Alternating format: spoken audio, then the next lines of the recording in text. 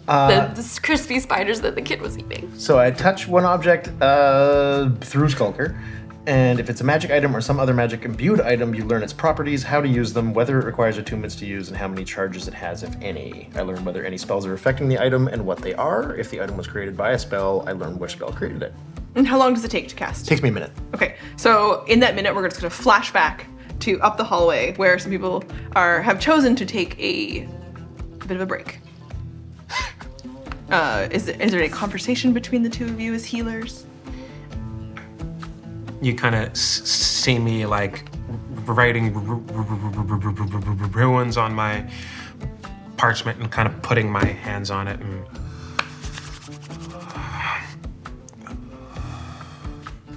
and I start to heal up. I'm sad I'm missing this.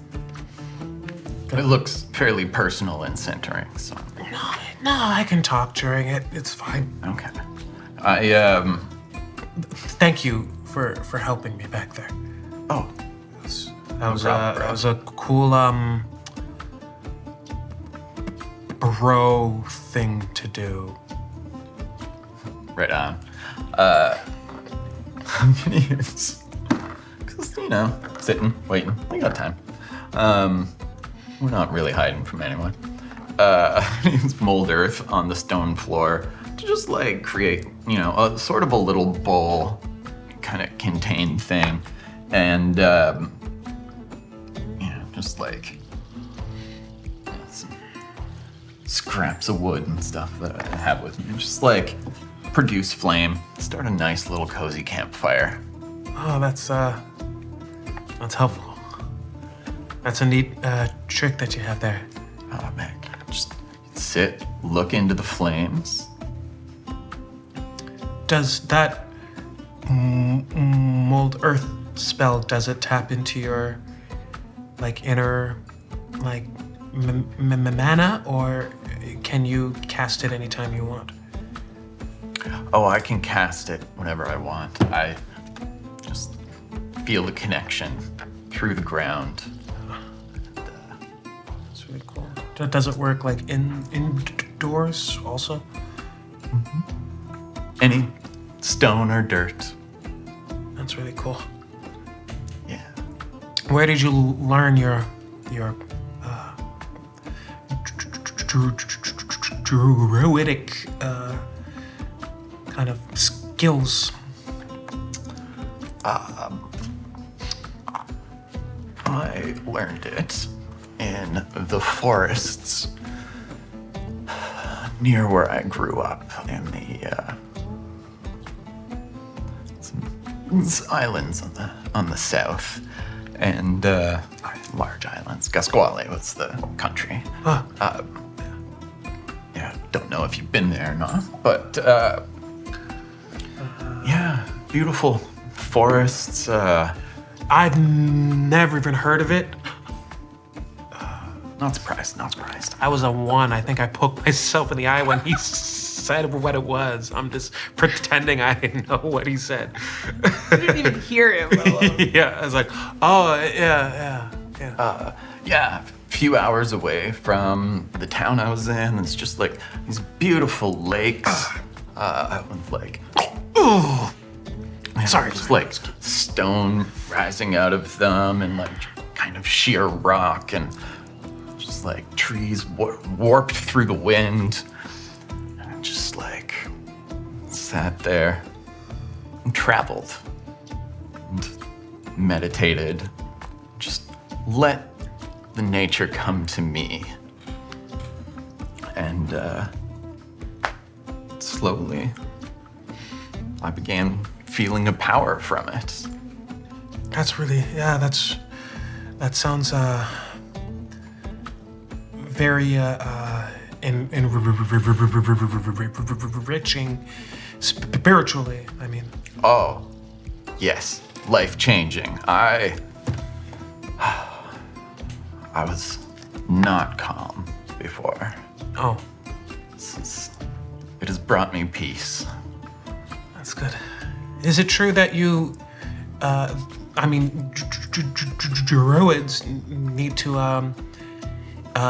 imbibe in pipeweed in order to reach that place? No, that is a myth. It's not necessary. Oh. Many druids do enjoy pipeweed. It brings a sense of communion with nature, but it's not essential. Nice. Are you asking if he has any? Cutting to the back. Did you use like hit dice or? Yes, I did. I'm at max health now. Oh, damn. Oh, nice.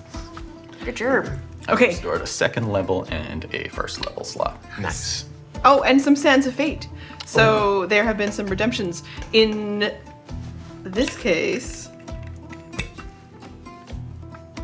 1 for me and 2 for you, which will push us. 1, 2.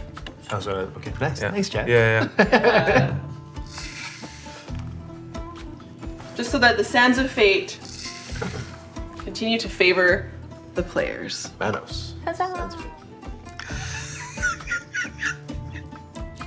It's like a tick. And I'll catch up with anything else that has come in since as we go forward with the story. So you've learned a little bit about the axe yourself. Yes. Things that you might have guessed at, but it does require attunement still. And the process of doing it might be broken because it has strange magical vibe energy to you that you can tell it requires some sort of magical healing of its own. But that it's powerful? Yes. Okay. Beyond what you might have experienced before. Wow. In its current state, even as disrupted as its magic is, it's still a magic item. Right. Can I try to like listen to it or like You can do anything. Kinda You wanna like- just listen to him? yeah, it's like I mean he's like called me here, so like maybe something else will happen. So, what you found is a very powerful broken item. Congratulations, but we've got to get someone to fix it. Can we get out of the trap room now, please? Yeah, we can walk and talk, but like Right. okay, so like crazy thing though, Kizzy, and like this is I don't know how to explain it, but this is mine. Sure. Or like Possession belonged is to 9/10 somebody. of the law, so This I- belonged to somebody before me who was like me. I mean, And obviously way cooler. you wield an axe and now you have a very fancy broken magic. That's lovely. So like am I qualified? More than I am. I don't. I've seen you use your axe to pretty good effect. Do I know its name yet? Would I? You okay? No. What was your roll me Arcana? Sure. Did you use the identify spell? Yeah. Sweet. Does anything about a name? Just what kind of spell would be on it, what kind of magic it does, how many charges it has, etc. Roll better. I'm curious. 7. Yeah, screw it. I'll try it. Yeah. Why not? Let's do it. That was yeah. No. Do you need me to roll these? Oh, Is it a? Does it count if it's You have to take your reroll. you Yeah. have to take the reroll. Yeah. I do want you to roll the percentile dice. All right. So just for people at home, not in every circumstance, but when our players roll a Ouch. 1, we do a fumble table. So how bad is your botch? 88. Ooh, roll a d4. Oh, Kizzy, and I'm sorry. You did this for me. I'm so sorry. 2. Okay, so you're gonna take 3 points of psychic damage. So sharp you can cut yourself just by looking at it. So you ask Kizzy a question about it, and you pass him the axe. So that thing is, it's very magical. Oh! Whoa! Not for me. Thanks. Holy hell, that's a headache. You okay? No. Let's go that way. You are, for a moment, Oh. staring back at Marion, and you can hear the word, I am Gorham. Oh, right. So that's usually a very bad sign. It just spoke into my mind. Its name is Gorham. I don't think he likes me. Huh. And that's fine. That's like my ancestral language for kindness. What? Gorham means kindness in my ancestral barbarian language. That's ironic. When you say Gorham for the first time, it lights up along the shadow. Holy crap. But it fades again. And there's the broken bit. That felt really good. Need to get that fixed. Yeah. I'm gonna kill him with kindness. I am not going to steal that because it hurt my brain. Excellent. It's got anti-theft built in. It does. All right. Are you okay though? You can walk.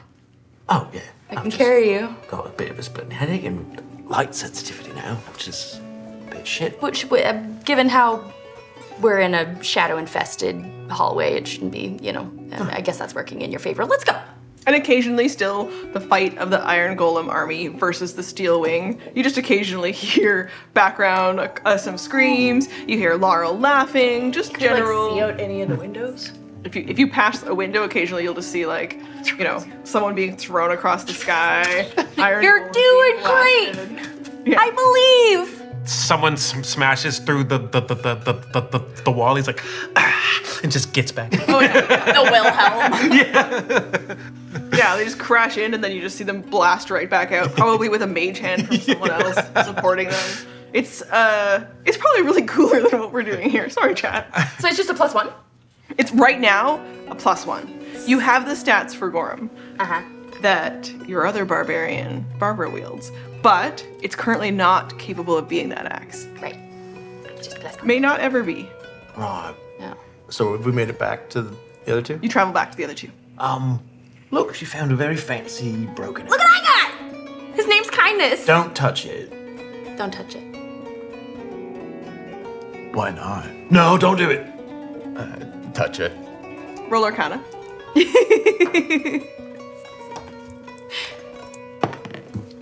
Nice. 18. You take 1 point of psychic damage. That's why. But it did it to me up here real bad. Why? But I said don't touch it. Its name, ironically, I mean- is kindness. Oh, yeah. I had to know. And you feel, rather than hearing the name of it speaking to you, instead you feel the time it was dropped in the sand, the last time it was held by a barbarian. And you just feel the way the weight of this axe would hit the sand and then reverberate at your feet.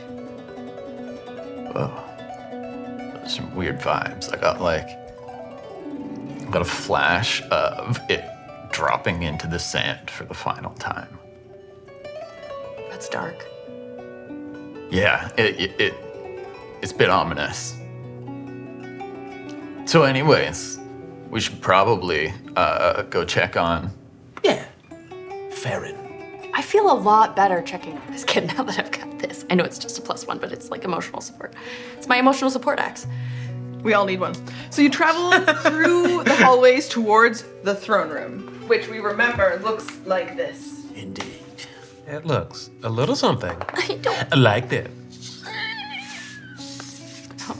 Was that Artisac? Well, was it? I don't know if it was. Have something that looks like this. This. We had one. You get 1. Okay. Here, in the throne room, at the Vitral Keep. Oh, maybe just. Oh, okay. Thanks, Kevin. Whee, Kevin. Kevin. Okay, then we're gonna have to thank everybody. I'm so sorry. Okay. And Dylan and Murdoch. Okay, we'll talk to everybody. Here in the throne room, Farron in the middle, but he's encapsulated in a sphere of light energy. It looks like sunshine, daylight itself, but constantly spewing out from him, from his mouth, from his hands as he crashes in, just huge, lashing shadows. And they crack the daylight sphere, but then they are repelled, and it heals itself again. Wow. We're supposed to take care of this? I mean, they said he was contained, and we're just supposed to make sure it stays that way. Although, if he gets out, what the hell do you guys? I don't think we should let him speak, and if he starts speaking, then we should definitely not listen. Should I shoot him? No, that might break the containment. Yeah. We should just All right. Well, like, leave it until if something the containment breaks, Then I'm going to shoot him. like, do we just, like, attack right away? But like, didn't Or- that happen where like we were trying to, and we couldn't get it? He just Look, when stuff was happening earlier, I was invisible, and I was talking to Bennett and said, "Are you hoping to save the kid?" And he said, "Kind of, maybe, yeah." Like it wasn't like a, "Yeah, we've got to." It was like, maybe. So what we're asking ourselves now, without the advice of those more advanced than us, is this child beyond saving? Does he? You're the healer expert, so you should know at what point a limb is You too gangrenous to No, save. it's not just the limb. He's a conduit for pure darkness, and I assume chaos. I don't know where this is coming from. Sounds pretty bad. He's a limb of this creature that's trying to break into our world that is here. So like, at what point do we chop it off? I think as soon as it starts to threaten us and it breaks out of that thing. You know what? It'll be fine. They put it Like, here. to They're do capable. a roll of something. Like, what are my vibes? R.E. Roll for vibes. Is he too far gone? Yeah, roll what you think is appropriate. If James would use medicine or nature or just insight or perception, how would he approach looking at this? Is it natural? Which it's not, but Spiders roll coming out. arcana. Like, there's something. Naturally. What would you use as your way to judge? I mean, I think Arcana makes the most sense, even though it's not statistically the best for me. They're organic spiders. Can I make a similar roll using medicine? Yes. Yeah, I mean, my medicine would be a lot better, but like you said, I mean, physically we can look at this kid. and Yeah, like that's if not the you- problem. Yeah, like if you roll the magic angle, I can do the medicine side. Shadows still creepy in this room? Yes, the shadows are all around the room, and they try to get closer to him, and they seem to be repelled by the sphere of light. I'm going to do the same thing I did earlier and experiment. Just cast light on a dagger and like hold it up and see if it's. They seem to flee from the light. They seem to flee from the light. Mine would How many daggers do I? Okay, and our rolls. They're gonna have to rock paper scissors for the last. Like the Arcana. Teacher, they're I think the Arcana is the more important roll. Okay, I'm gonna use reroll. Yeah, I rolled an 8 on my medicine check, so Yeah. it wasn't a 1. One of his arms is dangling from his side. There's blood pouring out of places on his face. That blood just seems to like fall away into shadow off of him. He's still spiders all throughout the space that you can't tell if they're shadows or real because they crash into the light and then form back into parts of him. I'm walking to 3 points around him, and casting light. It's extinguishing it on my dagger, but the chairs on the ground, let's say, so that he's sort of Each of these surrounded spots. in light. Okay. 16 Arcana check. You look through the sphere. When it is the most light, and it seems that there are no cracks as the shadows lash out from inside of him, there are brief moments where the sphere is completely light. And you can see his face. And he's crying. And you can tell that there is a chance that there might be someone in there still. Don't try to talk to him. I think we should just. Well, I haven't said anything to anybody, so I know, but I mean, nobody has that info. Bros, There it is.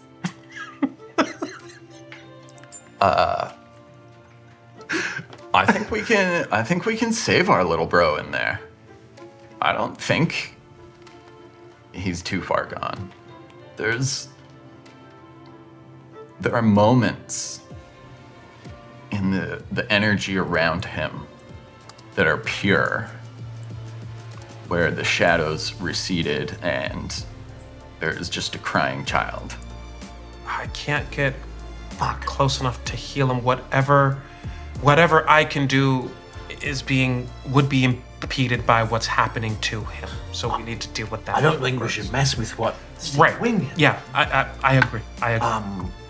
If you look around, I've noticed that the shadows are moving and tending to creep toward the child.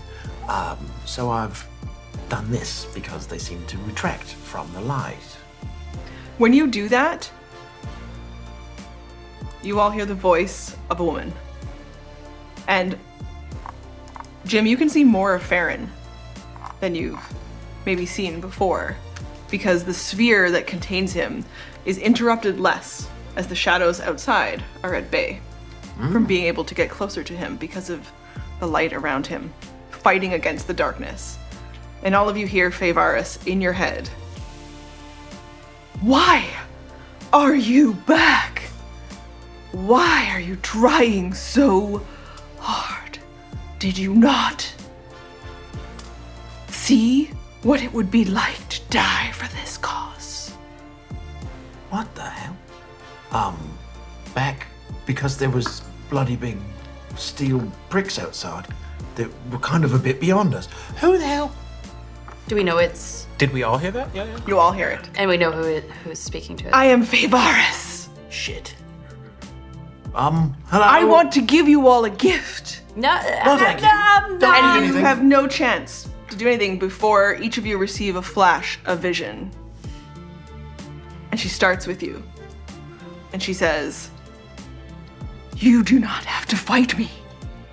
You could live the best life." And you are taking steps up a very long, well-worn trail. They are trod by others like you. And you see wrapped around trees some symbols that seem familiar on fabric. And as you travel up this trail, high up a mountain, the sun starts to set. And at the top of the mountain, there's a cherry blossom tree, gently spilling its leaves to the ground, and a small carpet leads the way for you from the top of these stairs to where a turtle sits, with a stool in front of him and 2 teacups. Are you doing Kung Fu Panda right now? Are you doing Kung Fu Panda? You doing Kung Fu Panda? I will, do I recognize this turtle? Just from garb. Okay, then I will. Probably a senior leader from an order of your own, but you don't personally recognize Okay. the turtle. Then I would recognize the seniority at least, and I will take a seat. Bow deeply. Hello, teacher. Pilgrim. I don't take of the tea until he offers. And he does. He nudges a cup towards you. So formal. Thank you. Have tea with me. I take a sip of the tea. Do I do that? Oh, I do. The immersion. There's the ASMR for the episode. Go method here. Young Orphan. Forgive me, I don't know your name. You don't have to. Oh. Okay.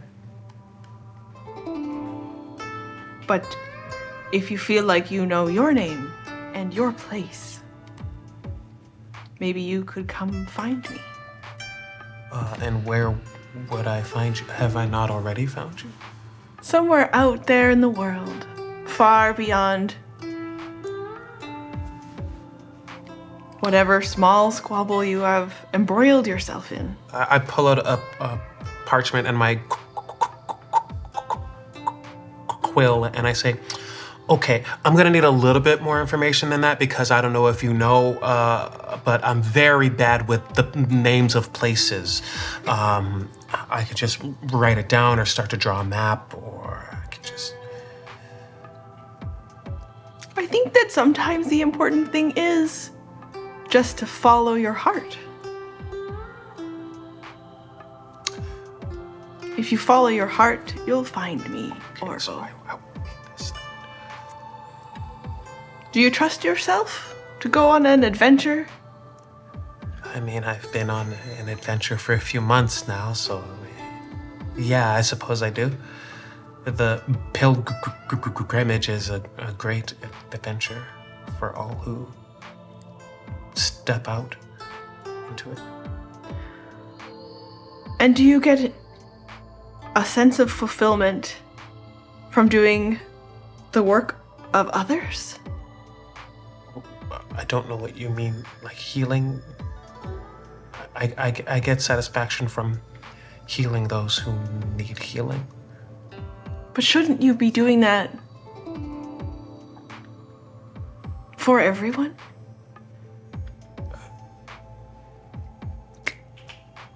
Like who? The people. You could travel and leave and meet me. And see more of the world. That actually doesn't sound like a bad idea at all. But you know, in order to do that and heal more people, you must survive this. Right. And sometimes the best thing that you can do is flee. And it is not the way of a coward. Right. I'd like to roll an insight check on good teacher Turtle here. VTT. 17. I will re-roll mine. Still bad. The moment feels truthful, but the sentiment is twisted. I mean, if I can heal people on my path on the way to meet you, but there is someone who needs healing in front of me now, isn't that the better path to take to reach understanding? We can all learn in the mountains or in the forests or in schools or monasteries, but I already did that part. I'm out in the world now, and I think that if I'm going to learn anything, it's going to be out here. The scene seems to warp and shift as you are not tempted to discuss more, and you are resolute that you are here to heal whatever this wound might be. Barbara. Marion. I'm going to mess these up. Barbarian Marion. The antiquarian oath of the ancestral guardian. That's me, coach. Nailed it. You are atop a very tall ladder. Oh, all right. Great Scott. And you kick out, and it is on a bookshelf that is many stories high. And your ladder just shoots around the room. And then you pull two small axes from your side, and you kick off of that ladder, and you soar out across the room onto a wooden pillar, and you slam your axes in.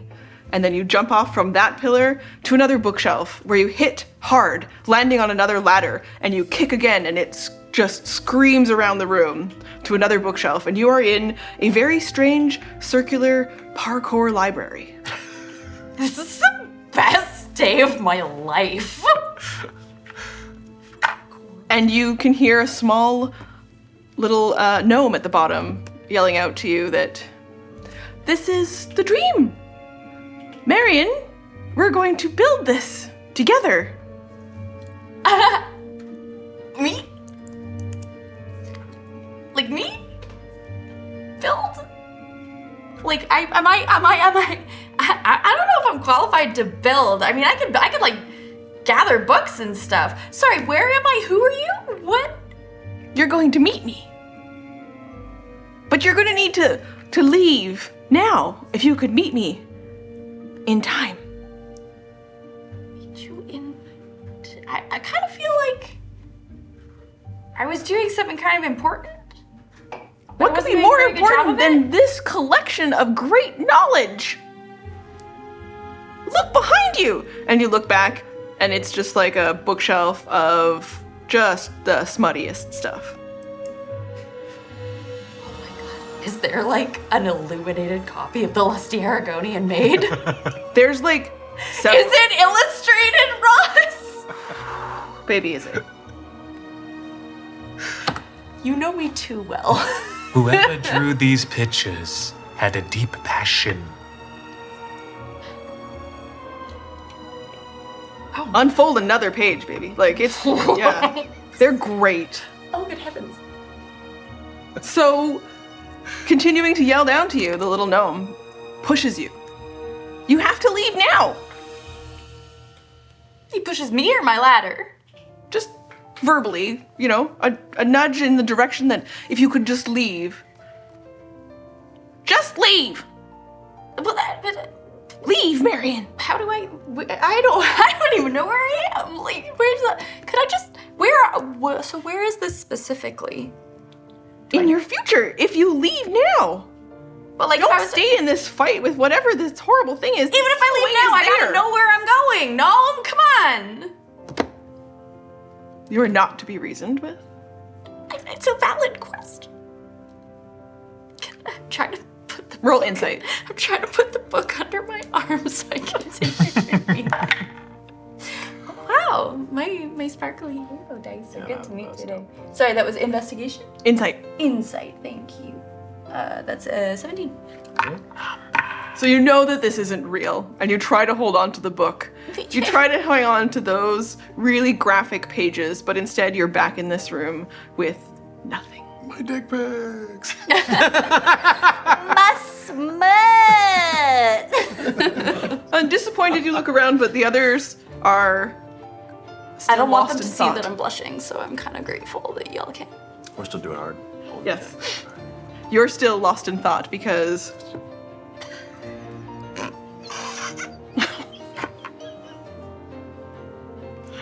I got it. Sorry, I wasn't expecting to look over and see. James, Ow.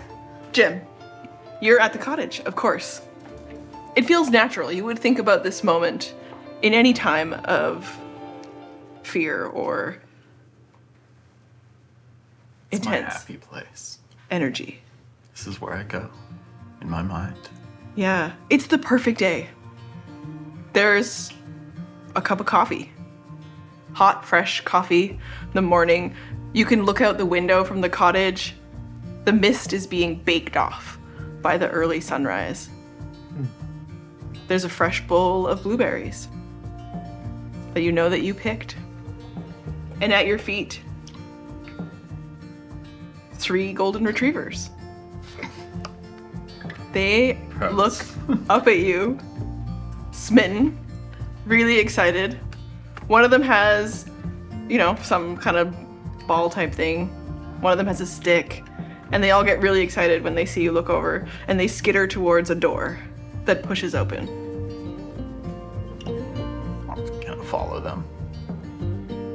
You take a step and all of them start to race down the dock to where little sparkles of light across the water, some small little birds take off into the trees. You become a golden retriever yourself. and suddenly the 4 golden retrievers are bounding down the dock, all of their fur waving in the breeze. And all of you take a huge leap off the end of the dock and you jump out into the water. And for a moment, it's the warm air and then the very cold rush as the fresh water splashes all of you. And you all jump around and splash. And it is the most beautiful day. So good.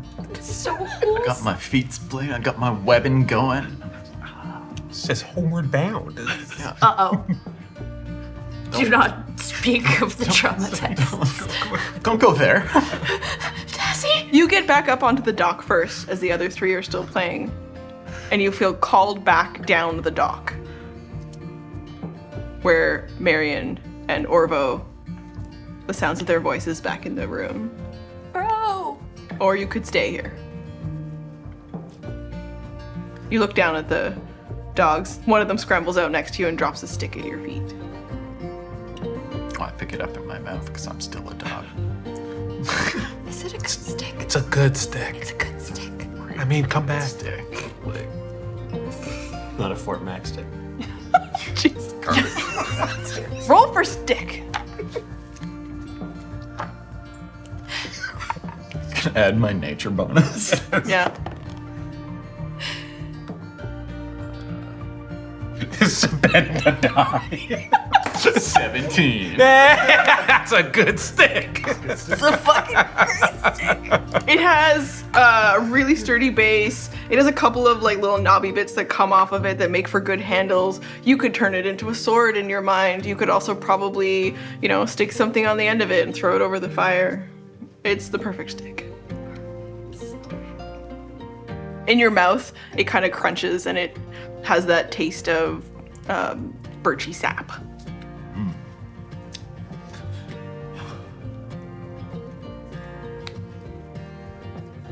Just kind of sit on the dock, my tail wagging.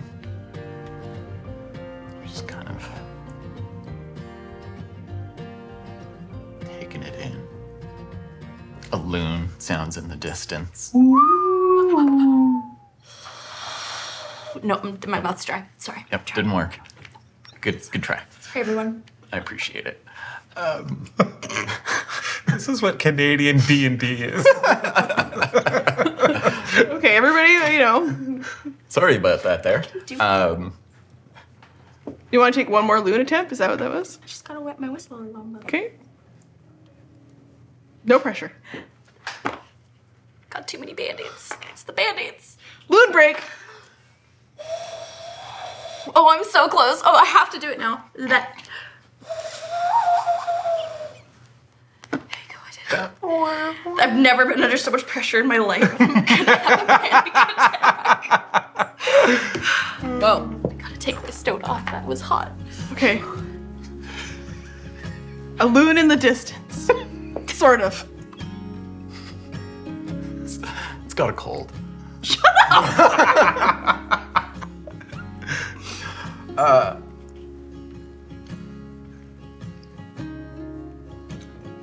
And I kind of transform back into myself. Kind of sitting lotusy. I breathe deep. And I reach out through myself into the world. It's not right.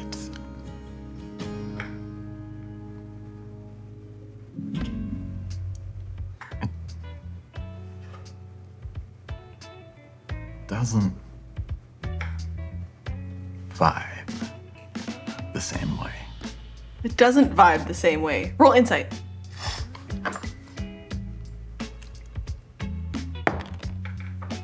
That's a lie. Yep.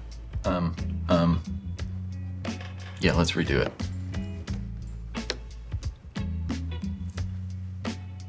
Oh, I hope this doesn't backfire. Like mine. It totally backfired. James, Fives are off! James, you stay a little bit 12. longer here.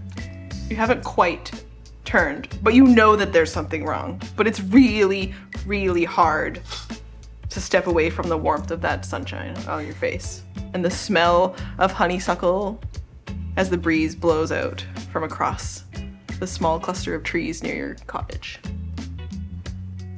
You're still sort of staying there for a little second.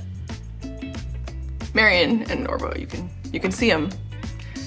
And you still see that Kizian is in his moment as well. And for Kizian, you have a vision of you're walking down a really elaborate hallway. And clearly, there are trophies along the side of amazing things that you've collected. They are beautiful trophies, all sorts of really cool things. You walk down the hallway, you own this place. You belong here. You have on a very fine set of silk robes. Oh. Yeah. And you take a step out into a giant room and there's like a diving board, All right. but it's actually just money. It's gold pieces everywhere and treasure. That's kind of hurt. Quack, quack, baby.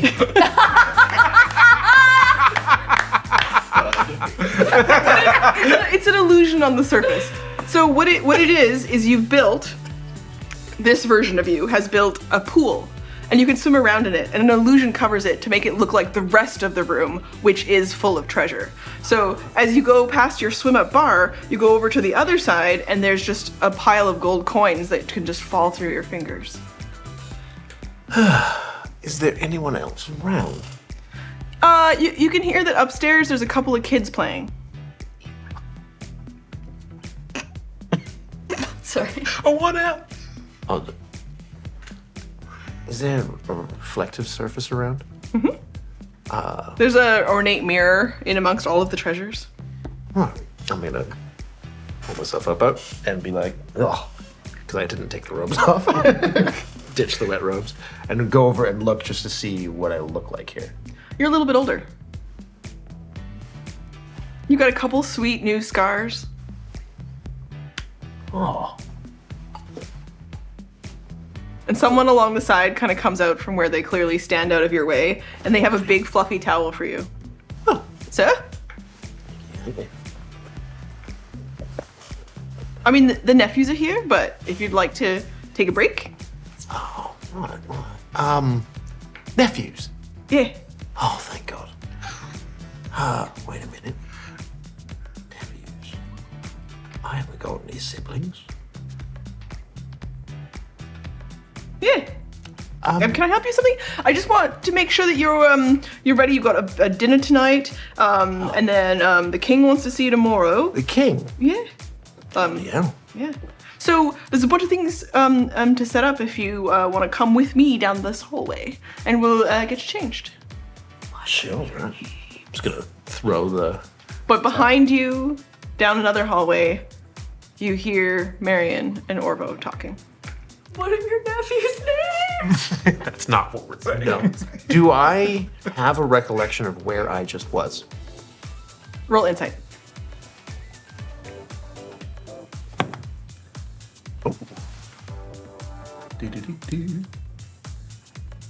Oh, strength. 18. You do. But you also look out to the walls all around this room, and there are records of your adventures and all the people you saved and helped. Wait. Oi. What's back that way? That's a dead end. Nothing goes that way. Do you not? But don't you want to come and find out more about, what your services are needed for tomorrow? Who we're going to save tomorrow? Right, do you work for me For and you money. tell me what to do? I work for you. Cool. Alright, I'm gonna go check out this dead end. I mean, whatever you say, boss. I'm gonna walk, but I'm gonna keep my. What the hell are you? A flash of a spider face. Oh shit.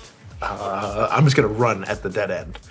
like as if the wall isn't there, and be like, And you crash through. You are yourself here with the three of you. And the three of you look back and you see the only one who hasn't quite woken up from this moment. We need to help him. I heard voices. I heard you. Right, Oh. right. Jim, bro. Jim? Jim. Jim? oh shit, here it comes. I'm just gonna go up to him and I'm just gonna give him like just the kindest hug. Roll for kindness. Oh! That's very. Bro, you've got to come back. You told me you didn't like hugs. I don't. Shut up. I appreciate it. You hear the bro and come back. And arrive here to this group Good. with Farron in the sphere of light. Bro. Is anything different with Farron? Farron looks over at you all, and it is not Farron's face. Instead, it is a white face with many eyes. And Faevaris looks out at you all. Release me! No. No. How about no? Right. That part.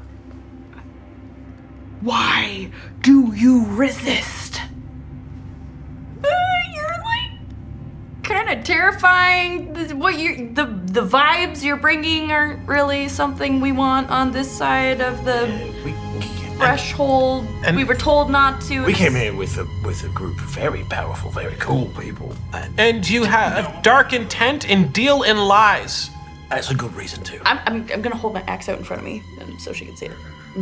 What are you doing? Don't give her that. I'm gonna No, I'm brandishing it. Oh, yes. I know that axe. Oh? You know Gorum? Kid. I have been touched by that axe before. Well, you should be. Oh, well, that tells us everything know we need what? to know about you, I think. I want to face you all. Uh-oh. Sorry. No. Release me. No, you could stay. You could stay in the. She can stay in the. True courage would fight me. But smart people would keep you in the cage. Right. If you are concerned about fighting the courageous, there's 6 people outside who you've got to meet. They have to fight my army before they have a chance to spend time with me. So a bit of patience. Well, I mean, you could always call off your army, and then they'd come running. But how else will I break the hearts of everyone? Why? Well, that sounds bloody awful. Yeah, bro. Not cool. Yeah. Yeah. Why do you want to break everyone's hearts? Like, are you talking That's weird. like emotionally or cardiac? Like, Like just manipulation. You like stringing people along and then disappointing them. What? It's the truth. They must all know the truth what truth? of Neneshan.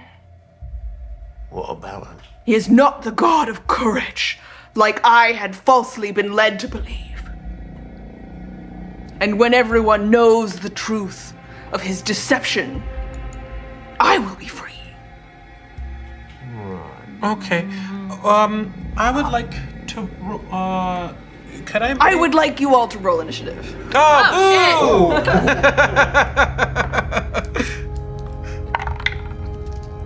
No, she's still in the cage. No. Oh, yeah. You can't make.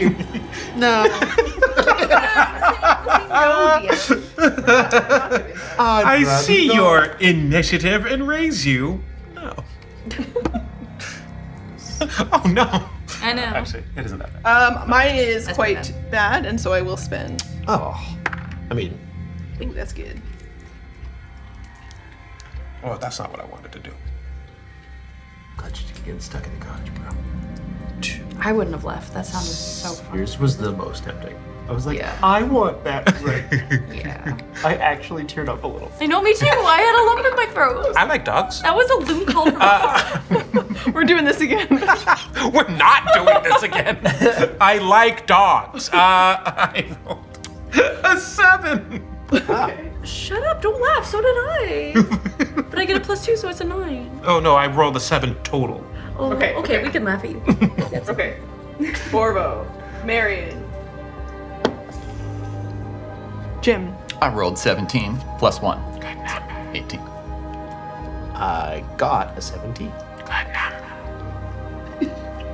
Is he here? What is going on? About to be. After these Messages will be right back. for your head. Yeah. Okay. As she continues to speak, and she reaches out to all of you, and you would not take her offer to leave. And so she just crashes through the daylight shield, and Farron is cast aside. She drops him and sends him spiraling across the floor. He falls. He falls. And arriving into the room, Oh, shit! No. Faevaris. Oh no. I mean, cool. Very cool. Shout out the minis department. Yeah. And you will all fight her next time. And we are headed to break, everybody, where we will switch and you will transition to 1,000 years ago in the past, where a great legendary group of 4 heroes, also played by you guys, have traveled to defeat Faevaris in that timeline at the Temple of Neneshan itself across the Kel Desert. And we'll see you in a few minutes after the break. There you go. Yeah.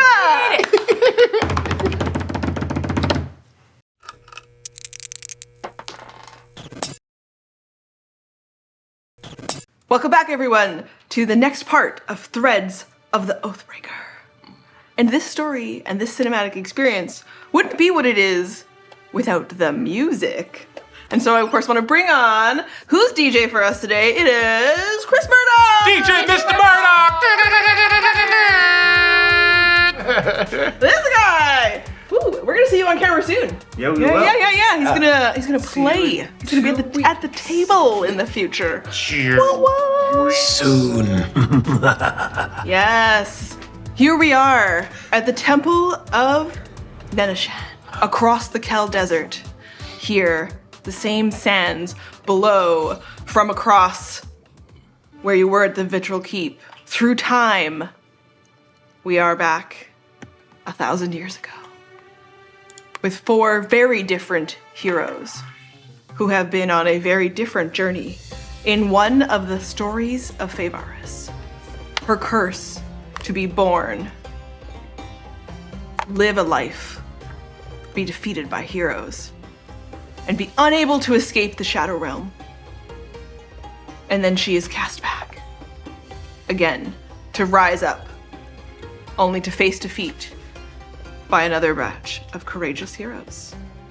And who are these 4 legendary heroes from this part of Altero's history? Our 4 players have with them great weapons. And first, let's introduce Alan. Hello, I am, Alan.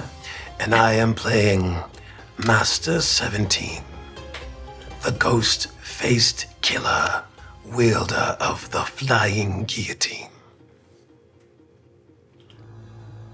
Wow. Tell us a little bit about the guillotine.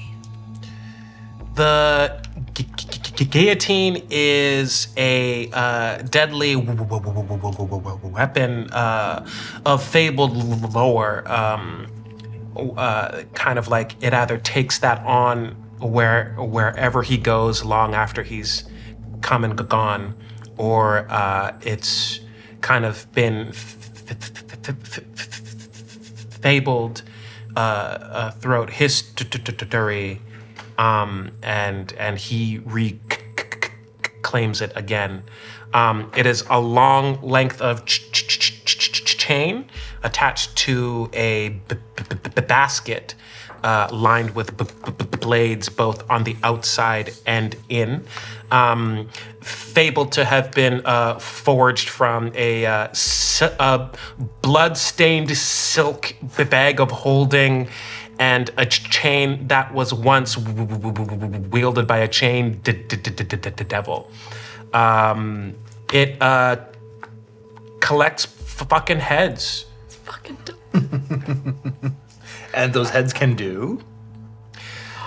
After a bit of time and death, magic and meditation, those heads then can be turned into shrunken heads and then become the thralls of Master 17. They're like goth Pokeballs. Because, yeah, you used one to summon Aslobal? Aslohubal. Aslohubal. Yes. Really cute. Yeah, he's got that cute pug nose and He's got really cute little butt cheeks too. yeah. I don't know if we can see that. I don't think the camera can, really but cute little fluffy butt cheeks. I can pick him up for everybody. yeah. This is him from the Show front. them yeeks. We pause for butt And, cheeks.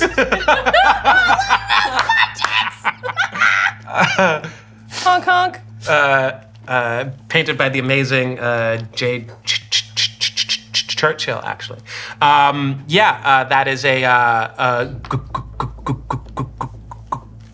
Garistro Daemon that was the very first monster 17 ever slew with the flying guillotine.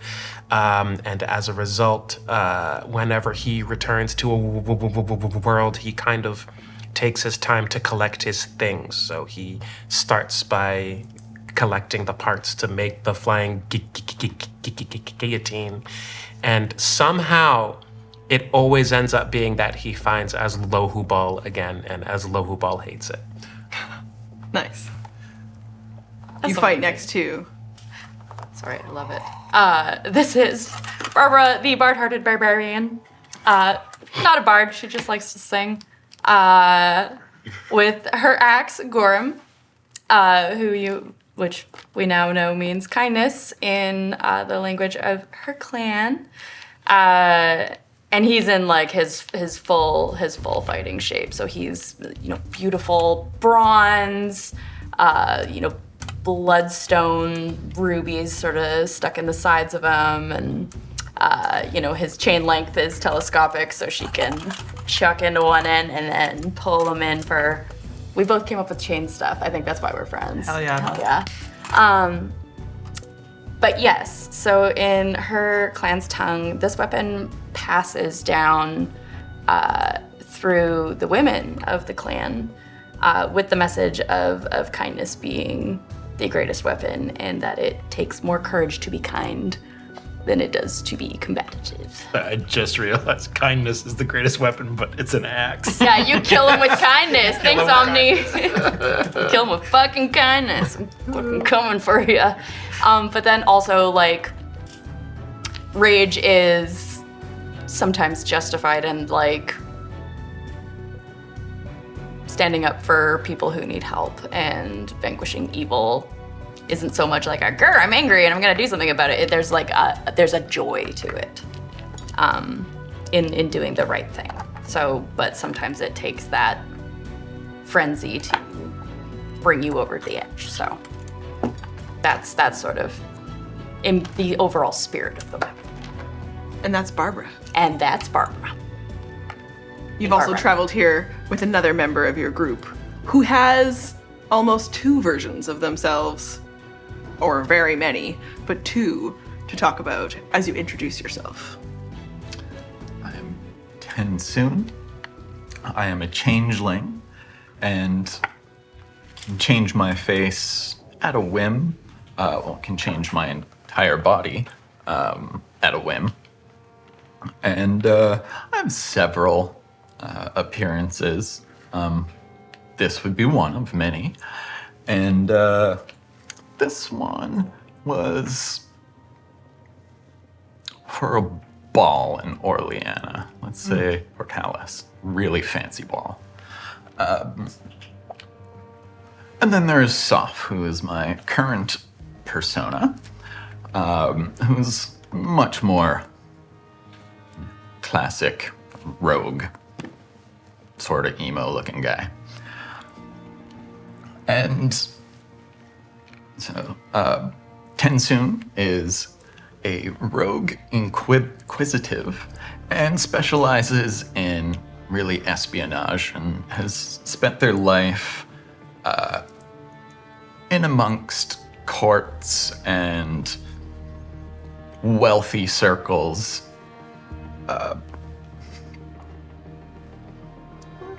Spying, doing contracts for various mercenary guilds, or sometimes just, you meet a lot of, when you're looking for secrets in those rooms, there's a lot of people that could use some taking down a few pegs, you know?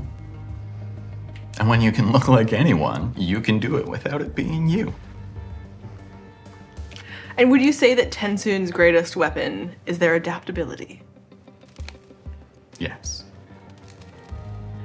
Do you feel comfortable sharing the history of Tensoon's first persona? Yeah. As a changeling, you're not really trusted by society because they can never trust that you're you. And so my parents were fairly poverty-stricken, and when I was 15 or so, they were killed when a plague swept through our city, and so I was on the street at that point, and ultimately, my first encounter with being somebody else rather than merely changing faces to thieve and survive was when I was approached for a Prince and the Pauper type deal. The youngest son of the local royalty had no interest in royal life and just really, he wanted to be a craftsman, and so he just wanted to leave the palace and go be anonymous and be a craftsman, but wouldn't be allowed. So he'd sought out a changeling through more illicit channels, and I agreed, that sounds great. I get to go hang out and be rich. He gets to do what he wants. And that actually went pretty well for about 2 years. I kept tabs on this prince in communication. Just, sometimes I need information that I wouldn't have been written down.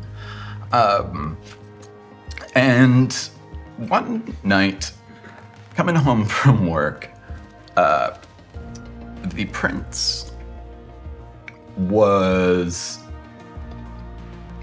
murdered in front of a tavern when a drunken fight spilled into the street. And he was just in the wrong place at the wrong time. When I found this out, the next time I went to look for him, I got the information and walked into an alley and walked out of the alley with a different face and have never been back. So to this day, whatever happened to that prince is a mystery. Nobody knows. I've never told anybody except this group. Yeah. Is that was the prince's name Tensoon, or is that your birth name? No, that's my Your name. birth name? prince's name was, hold on while I check my notes. While you check your notes, we can welcome in some raiders. Hi, guys. Raiders, attack!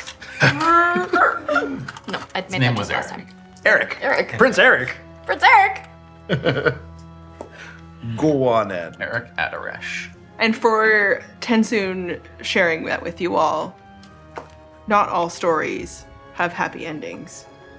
And many stories are unknown unless someone survives and tells someone else. And the threads of the stories of Faevaris have not been well documented, so that 1,000 years later, even the greatest wizards of the time only gave you some of the information to your other players, your other characters. They weren't there to live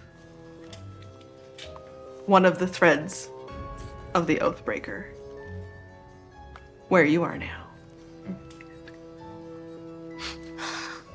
Yes, we're going to. Okay. Rolander! Hi. Trevor, playing Rolando, the Fist of Nenishan. I am a paladin, and the Fist of Nenishan is a title that I won by traveling around Altero to all the different temples of Nenishan and taking on their most challenging quests, something that is in service to, maybe it started with a band of brigands that were terrorizing a town, so in service of Nenishan you were going to go defend them, but then that scaled up over time in those journeys, met these people. As far as the stuff that I have with me, one of the things that actually 3 of us have is a belt of storm giant strength. So as a group, we all took down a storm giant, and that's why we all have that item, because we It's a big belt. and took that thing down Yeah. and trimmed that belt up into 3. I guess you didn't want one. I have no need of strength in the shadows. I like my negative stat, okay? It's not a dump understand. stat if you bonus it. Yeah. But then, in service to all of the different temples of Nenishan, Rolander, before earning that title in their final test and final mission to take something out, was elevated to the status of Fist of Nenishan. And with that came the Holy Avenger Longsword of the Order of Nenishan. So, I also have that. Holy Avenger. Holy Avenger! Does it feel like when you walk into a room with it, there's a... It's a good stick. Yeah. It's a marching medal. What do you remember about the scene here in the temple last time? Oh man, we defeated a version of Faevaris who had come through a weakened portal, but then who collapsed the portal to then summon through something else. She has been telling you that she has found something terrible to bring forward, and she wants to unleash it on the world, that it might open the gate for her to travel through. Yeah. Shadows were coalesced. She was about to tell us what that was by saying we don't have to fight, but then as Lohubal gone as Lohubal, and he charged her into obliteration. Yeah. That's While I was stuck to her leg Yeah. with my axes. You're fine, right? You're fine. I think, did we establish that I'm fine? I'm probably fine. You're fine. Great. That's great. That is. I'm fine. How are you? So great. I'm doing really great, but you have seconds now, while the darkness of all of the shadows of the room coalesce, sucked in together. The shape, the portal opening wide, shadows spilling out of it. Ready yourselves? I'm not prone or anything. Did I stick the superhero landing? Yeah. Oh, let's do a roll. Oh no! Also, are we keeping our same initiative orders? No, we're gonna re-roll. Thank God. You have also the acolytes. Do you remember about the acolytes in the room? One got downed, Yes, there's one one's down in the middle. hiding, and one did critted. Yeah. I remember that. I have just cast haste, so I'm glad if this takes seconds. I'm rolling athletics. Yeah, you. Because spilling off of the. Acro. I would yes, but describe to me what it looks like and why. Like, why is it athletics for you? You've been thrown backwards off of the. Well, because I had my axes in her thigh, and I was trying to climb my way up to like do more damage in the face holes, and then Buddy Boy kind of charged. So I guess maybe that. So you hold on with your strength. Okay, And what's your roll? my strength roll. Well, with you're gonna add athletics. A strength roll with athletics, or a straight rolled. Okay. Roll plus athletics. Oh well, that was 24. Beautiful. So you're able to use that strength, that even though she's being sucked into the shadows, you hold firm and you just like slide down as it's trying to evaporate and chase back into the shadow realm. It's a huge vacuum type space. And as you slide down, you slam into the floor, strong. But the summoned creature explodes forth. Oh no! Oh hell no! No, long fingers. Ew. Into the room with you. Oh, that's That's terrible. horrifying. Yeah, that's rough. Yep. Bring Don't like forth that. all you will. We will strike down all your allies and then you, betrayer. Is that? Do we know what this creature is or who it is or? What is this thing? I think we, Oh, wait, we'd established this. This was established the last Shadow time. Walker. Yeah. It's the Shadow Walker. Yeah. Oh. Oh, But now you see its presence. Sorry, we didn't quite establish the last time that this is just another head for my collection. You're so cool. As the Shadow Walker hits the ground, long limbs that only seem to come into reality every time it hits the floor and actually connects with your realm. And as it takes steps, the shadows of its form get rippled and then solid and then as the 2 feet land. And then long fingers that trail shadows and coalesce into the spiked fingers as its own head warps and twists, the long horns coming out of the skull, and it looks around at you. We're gonna die, but that's really cool. I hate it. Very cool. Roll initiative. I will roll for the acolytes. Did we? Have a clear head? Yes. A shape that is head-like. Oh no. Ugh. Whatever. I also have a couple of the Sands of Fate to share around between us. Yeah. Speaking of which, I'm gonna need one of them dices. You can spend this one, and then I will resolve the fate. You're welcome. You're welcome. That doesn't. No. You spend one. And then as the Sands of Fate pour. I just want to say for the record that something that's broken in 5e is that haste doesn't give you any benefits to initiative. That's weird. It should. Yeah, Yeah. like advantage or something. I had advantage on initiative. I shouldn't have spent that dice. I'm sorry. I'm still in Marion mode. It's too late now. The Sands of Fate favor me, but there is still a chance for you to participate that way. Keep an eye on the dice. I'm gonna. You're gonna spend it now? I didn't botch, but I I botched. beat it by 1. Yeah. Oh, I'm so sorry, guys. Missed it by that Rogue at much. the end. All right. All right. Oh So, my! No way. I didn't botch, but It's I the same- rolled a 4. Okay. So Where'd you roll? It's like 4 times better. 2. Oh, You're so positive. So that's a 9. Damn. Okay, so 9. 10 soon. I have a 10. Rolander. Wow. All right, so we're gonna take a bit of pummeling, and then 24. Master 17. It was a nat 20, but that doesn't count for him. That's right. So describe again for any new audience members.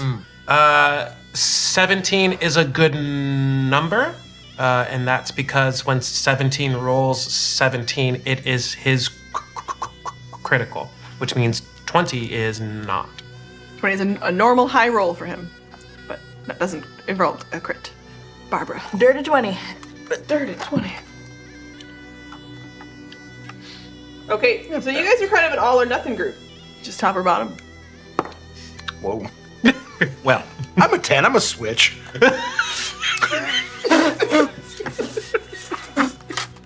Okay, I'm just gonna keep. Just keep.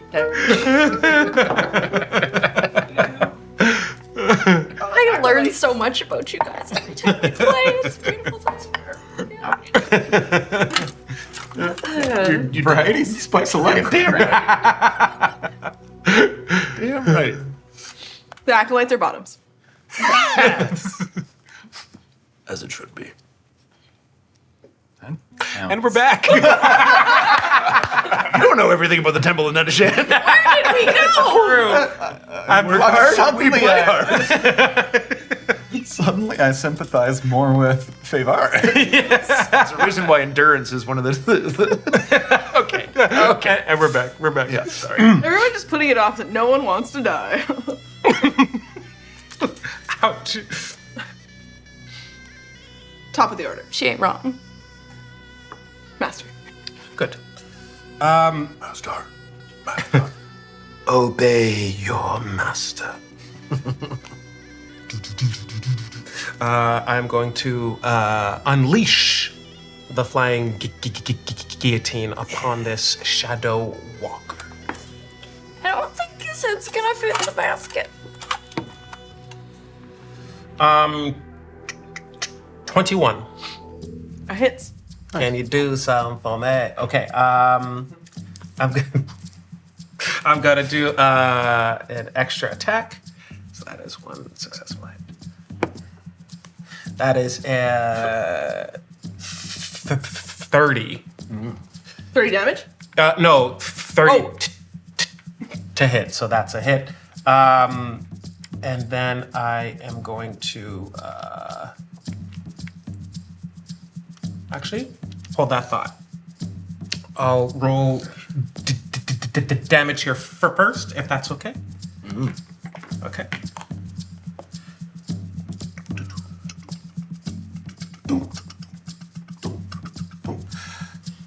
Murdoch jams it too much for Elan. And he's got Land distracts her. Okay. I am also going to expend a charge on my Blood Fury tattoo, just to test this out here. So that is, to get this right. Yeah. Okay. So that's 26 points of slashing plus. Magical? Yes.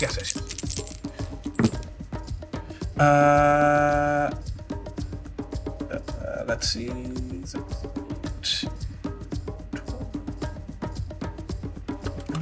Plus 17 points of necrotic. Okay. Thank you. Maybe. Yeah. And I want to see what that necrotic damage did do to him. It does nothing. Yeah. what? Why? Does it heal him? You can't tell. Okay. Hasn't taken damage yet. He did. He did the slashing damage. Yeah. Slashing damage. Oh, okay. Just the Yes. necrotic damage doesn't do anything. Yeah. Yeah. Okay. Twice a wound, and does that wound then close? It's still shadowy in form. Just gets You would guess. It doesn't look like it's like healing necessarily. There's the shadowy motion in, so it's difficult to tell really what you ever connect with. Okay. So you take. It's 26 for the slashing. Yes, which means I will spend my bonus action on a flurry, which is just gonna be some good old-fashioned Barbary on deck. gangsta shit, as it were.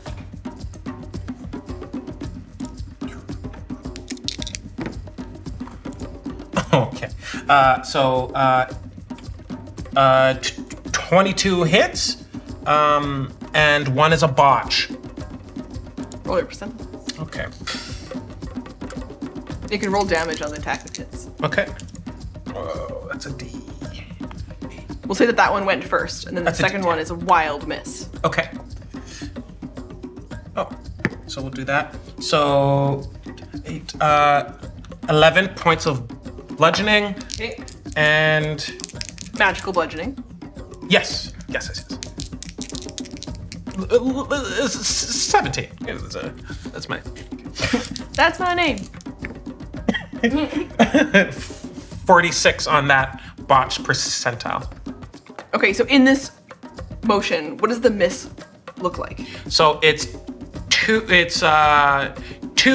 spins of my chain attack, and then I like dash in for like a punch and a strike kind of thing.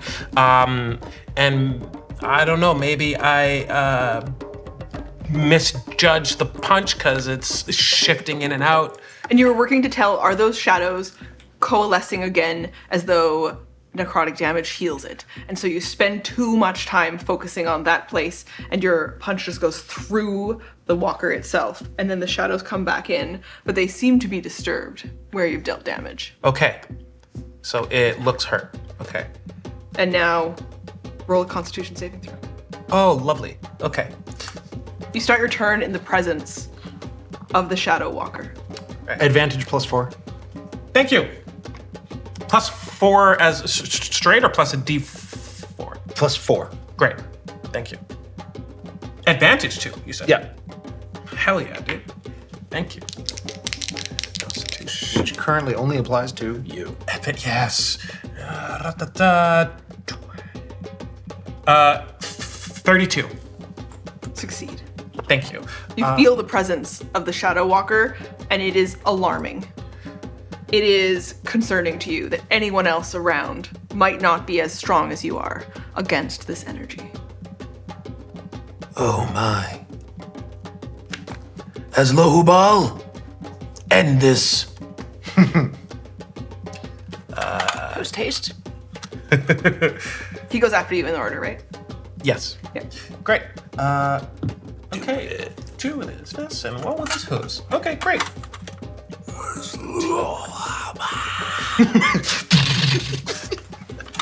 He makes 3 attacks.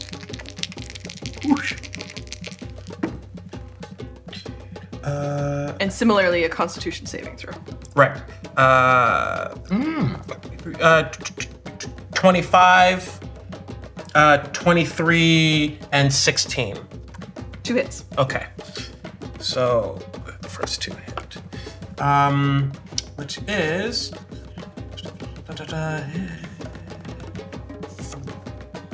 so here we are. Sorry, this is so many rolls right now. Does Lohobal count as a friendly creature to me? Yes. Okay. He's not a nice guy, Yeah. but yes, he's friendly. Okay. Then he will also have advantage Because he's told to be. and a +. Yeah, exactly. I desperately want to be his friend. He just likes cheeks. I just like his little butt cheeks. It's how I gauge my friendships, apparently.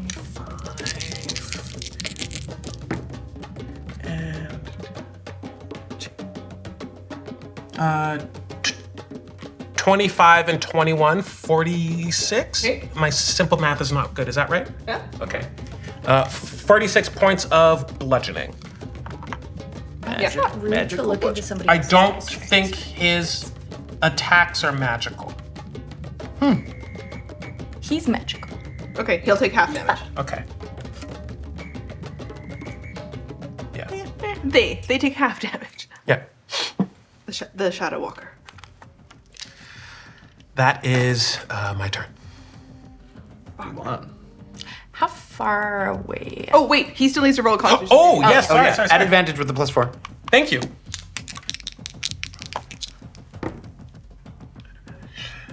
Uh, 17, 21. Succeeds. Excellent. How many feet am I away from skelly boy. Oh, you are in the 5 feet. You are right next door. Drat. You also roll a Constitution saving throw at the start of your turn. Let's start. Yep. You unfortunately do not have advantage, and no +4 for me. Sorry. It's all good. I'm not trying with it. I made it! A lot of cadaver? Yeah, it was. Said I might need it. Oh. I might need it. That's a 19. 19 total. Yeah. You fail the Constitution saving throw. The presence of the Shadow Realm invades you. You feel as though one of the shadows that are a part of the walker reaches out and it lashes in. It's almost as though as it touches your heart. You feel pain. Spicy. Taco. Heartburn. It's fine, Take guys. necrotic damage. It's fine.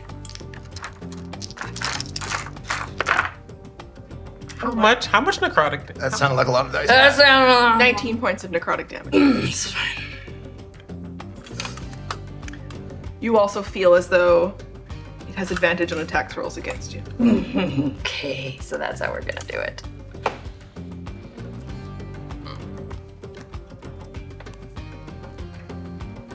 What is your turn, Barbara? Well, if that's how it's gonna be, I want to save that for spicy fights. Luckily, Chat has your back. Oh, thank you. And there is sand redeemed for you. Thanks, Chad. Thank you, chat. Sands of fate are ever shifting. Who is this chat you speak of?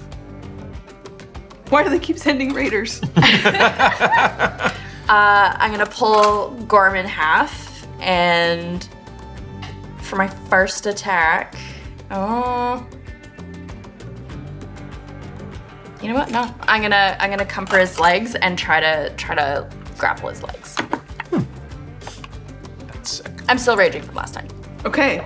Yeah. So like, if I can, what I'd like it to look like is one blade to the Achilles, one blade to the Achilles, pull the chain in the middle and trip him. Let's roll the start of this is probably an attack roll for Okay. these to land. To like the 2 axes land. So start with an attack.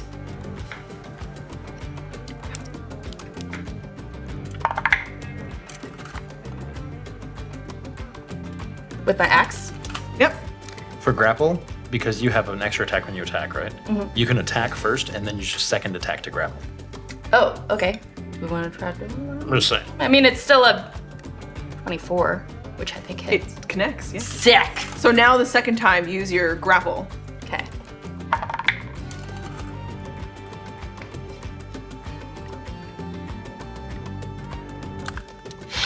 What size is this thing? It is technically huge. Huge? Because the target of a grapple must be no more than one size larger. Get it She going. can still try. Sure. That's much better. Unarmed or with my weapon? It's you add your strength. Adding strength. Oh, that's up. 14's all around. 19 plus 14, so that's 30. 33. Okay. You know what it is? Don't touch it. It double botched me. Cursed. And it's so it is the challenge of its size is not as much the problem as its shifting corporality. Try to grapple the shadow. Like when you go to elbow a door open and it's an automatic one, so you almost fall. I was gonna make a Peter Pan reference when I tried to wrestle the shadow. But you can connect with it and fight it. So the hit still that connects with it does damage, but you aren't able to pull it together to take it down. Roll damage. Oh, that's 1d8 plus 12.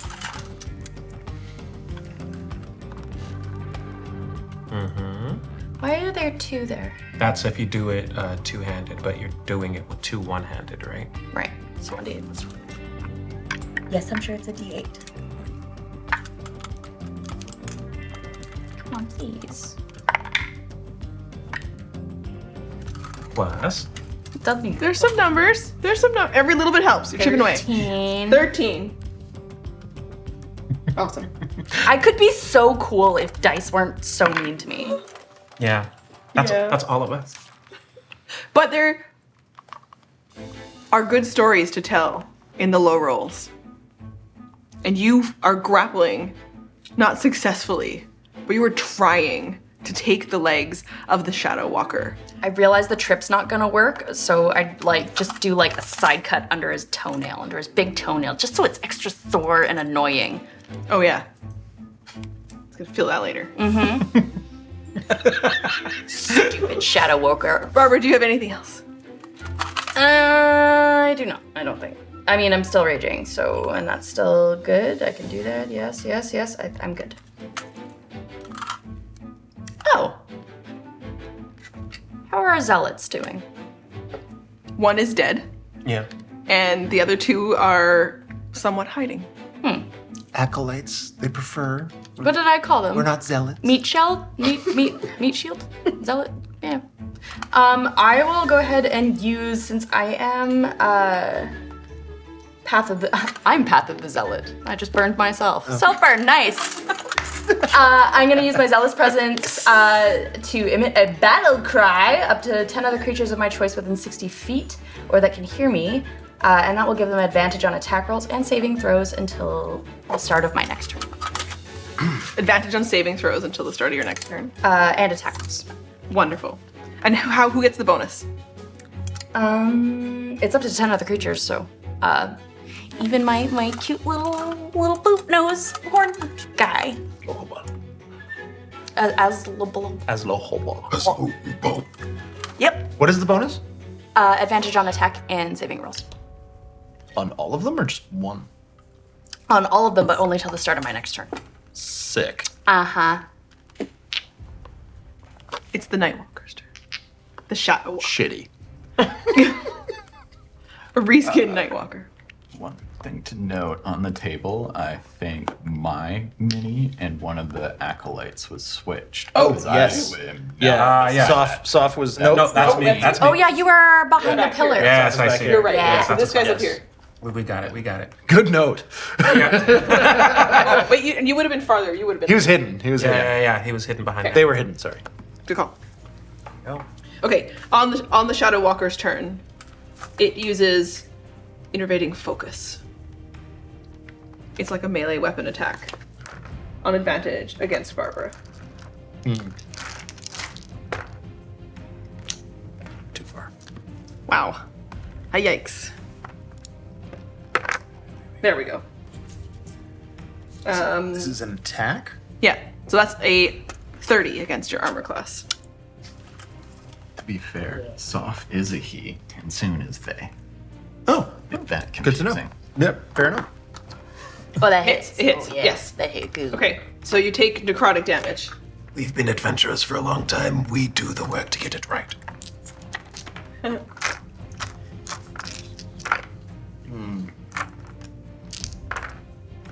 Barbara's 10 feet away from me. 15 feet. 15. Yeah. Shit. I'm fine.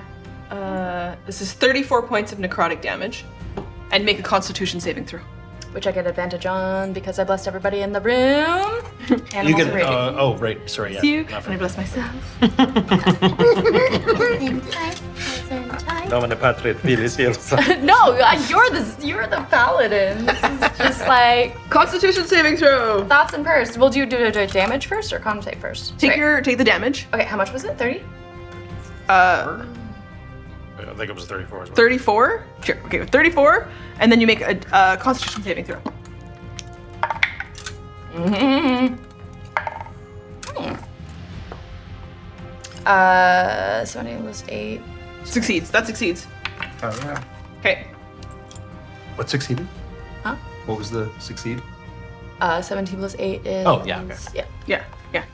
It's 25. It's good for my brain, guys. Make me do the math here. Do the math.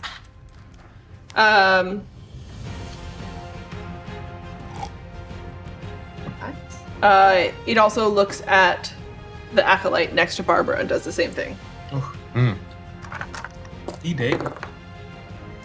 Yes, yes. Really wanted the acolyte to live. You watch an acolyte drop at your feet. Another acolyte down. At least he was not corrupted. There's still time. Just double checking. Okay. It's actually going to turn its head and look at you. And it's your turn. Advantage, you say? Favaris. That's one. Wait, what is my second? Is that your thinking face? It was. My brain broke a little. That's 34 to hit. Yeah, here it's. Sendal. 34 again. The minions you like. That is a 30. We will still defeat you. And a 36. So 4 hits. Just hacking at legs. And then before I roll damage, as a bonus action, I would like to use my... Where'd it go? There's a lot of stuff at level 16. Shieldmaster Shove to try to knock it prone, Okay. which is a contested strength, I believe. Give me 1 sec to double check. Athletics, contested by either athletics or acro. Okay. Sorry, I have straight hands here. I will spend. And I will also register a redemption for myself. Oh, I don't need to. No, I spend it. That's right. I think when you spent, you took it from our side. I know. Okay. I want that one. This one's bad. It's better. And I'm gonna take it back. Oops. Our sand has been corrupted! I take it back. 21. 33. Nice. Great wall of paladin. And I just sweep the shield to knock its leg out and knock it down. Now I need damage. Was it the toe that was sore? I went for the knee. Sideways. Wouldn't even give you the sore toe. Sorry. Oh, that sucked. Okay. Oh, look, it's immune to being prone. Ah, why am I cheering? I'm gonna say that what happens here in this moment is that you do knock it forward and it falls, but the shadows around it coalesce and reform its feet as it stands. But it looks really cool. Try that. So that is, oh boy, what's 12 times 4? 48. 48 plus 17. 65. So 65 magical slashing damage.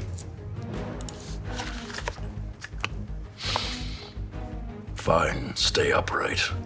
It will not matter. Stab you in the dick. Stab you in the dick. It's not worth it. It's like King Tut, just like. And I would like Always with to, this group. Always. I would like to No poo. sidle along. I can't get past 17 though, right? Without affording an opportunity attack to. You can move through an ally. Can I move through an ally space? Space? No, only if you're, like, I won't stop. Hobbit. Oh, You also can't. need to roll a Constitution saving throw at the start of your turn, or during Oh, your turn. Like word. the presence of the shadow are lashing out towards the party. Okay. Oh wait, but I could go around, right? Like to No, be either way. I want to behind be it? between you two. Can I get through 17 though? Roll your Constitution throw to start. That is a 21. Yes, you survive. Sweet. Not survive. You repel the shadow is attempting to corrupt your heart. And you move. Shall not be corrupted. Yeah, I just like to get between 17 and Barbara. Barbara. That's my turn.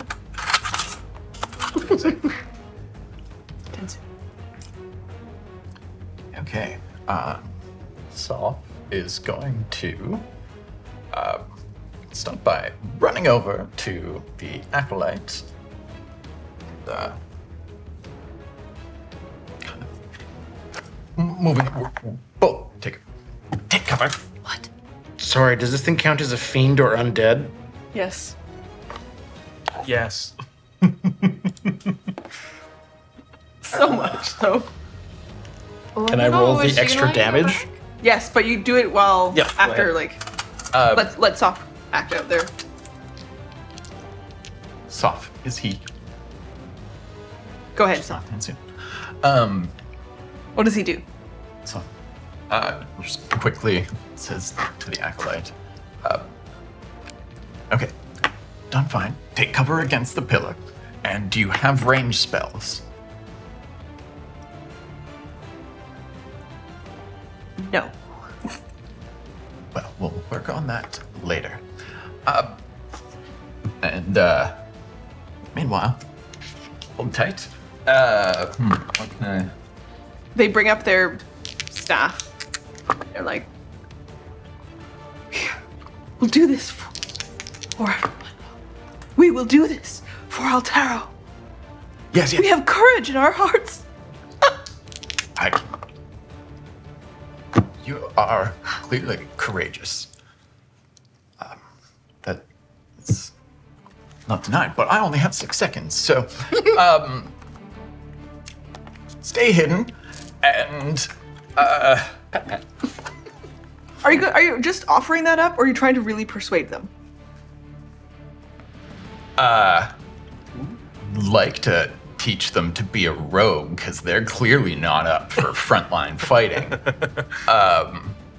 That's sort of like is Roll charisma.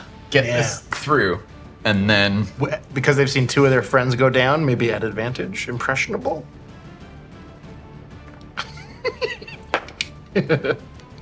Yes. Sweet. 47 radiant damage. Okay.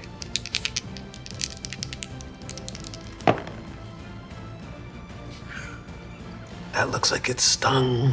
what? Sorry, what was that again? Just a charisma check for me. Just straight charisma. Charisma. Okay. 14. Have you not seen Toast of London? I have. Okay. That's why you conjured it. I love Toast of London. Okay, they are impressed by your confidence in this moment and direction. I fight from a distance. There's nothing wrong with that. Keep yourself safe. Figure out I'd like to get you a weapon, but I gotta run. And so I am going to use my bonus action for insightful fighting. So that's my insight versus its deception. Get it. 18. Nice.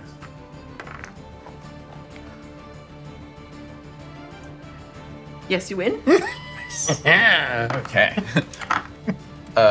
Now I'm going to attack with my short bow. Unfortunately, my advantage that you gave me doesn't matter. Oh no, it's not prone. Sweet. In my mind, I was like, I don't get advantage. right. Because it was, but it's not. So yeah, hell yeah. Failed miserably then. It did shadow trickery. Okay, so that is a 26 to hit. Hits. Okay, and now I do 1d6 plus 8 from the short bow, and then 8 more d6s for sneak attack. So I gotta roll 9 d6s here. I have 6. 7, 8, 9. Oh, I only need one more. That's a terrible idea. Never throw things to me and expect me to catch them. See? Not allowed to shoulder him a bit. Here, I got another one for you. At least it wasn't your die. It was one of yours. What? Wasn't one of these lost on the floor of your office for like a year? For like a month. Still a long time. Because I forgot. I didn't even notice. It's Kizians.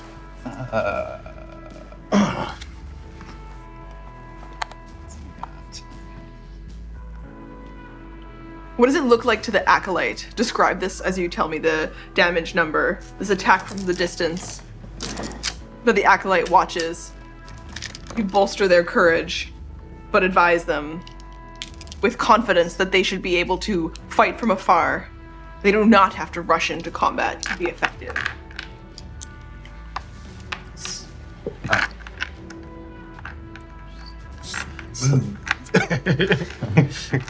Sometimes from the shadows and the distance is the best move.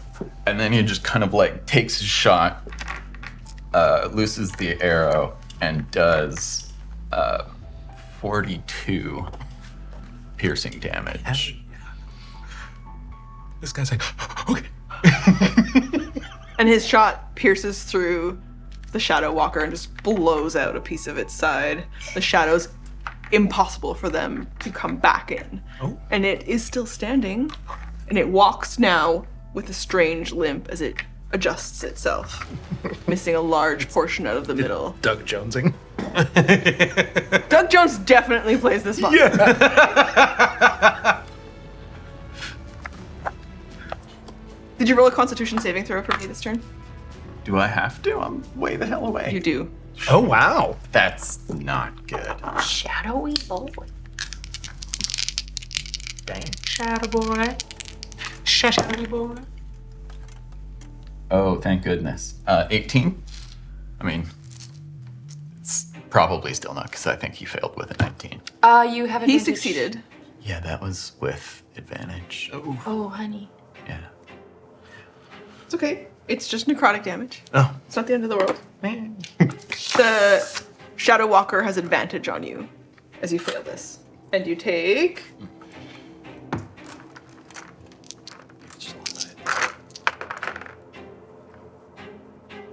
...17 points of necrotic damage.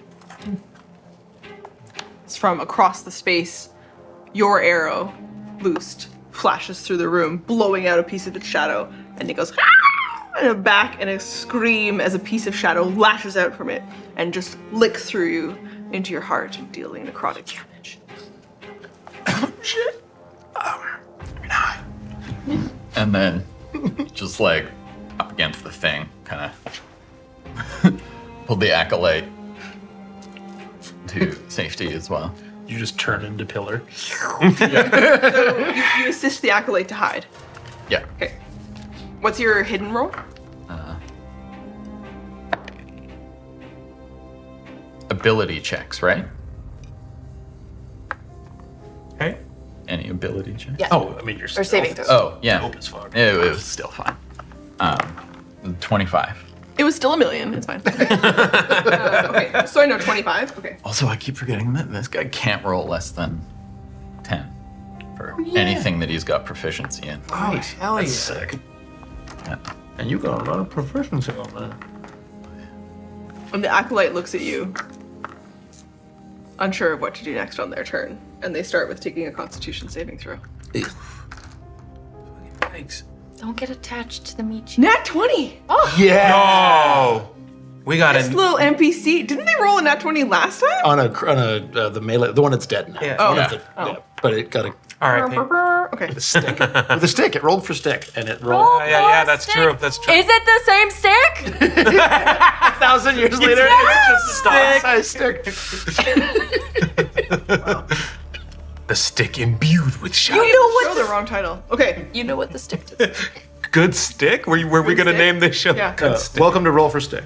The game. Awesome. The acolyte looks at you, and from their belt draws a small dagger, and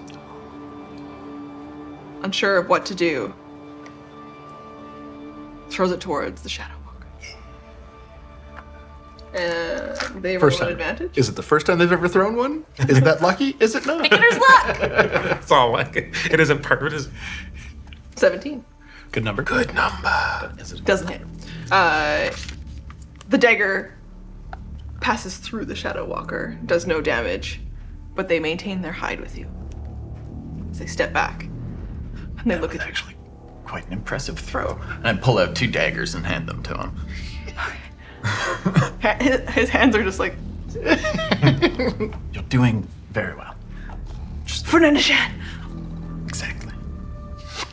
Oh no, I'm emotionally attached. this is gonna be brutal then. It always is. True courage is to fight to your strengths. Your strengths, not face to face. I make really good soup. Oh no, now I'm really attached! You gave them the chef feat. I hope one day to have some of your soup. You can see they don't even really know necessarily the proper way to hold this. I grab the blade. Ouchie. He's a chef! He knows not to do that! But like to be able to throw it properly, you would correct that form. Yeah. Okay. He's got a quick, like, 6-second tutorial here. The dead acolytes on the floor roll over. And spiders start to spill out of their mouths. And they cascade down across the floor.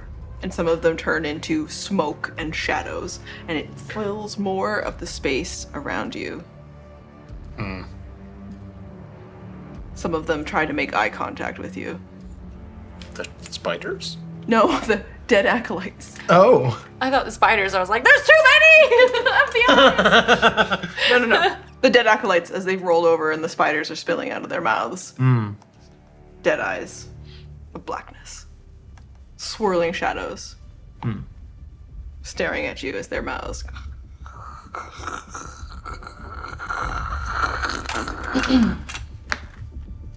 That's the end of their turn. Just start stepping. Master 17. Okay. I am going to use.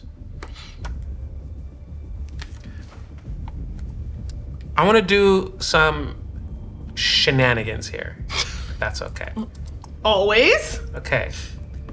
I would like to take my move action. Okay. Actually, you know what? No, I'll just. It's fine. I got it.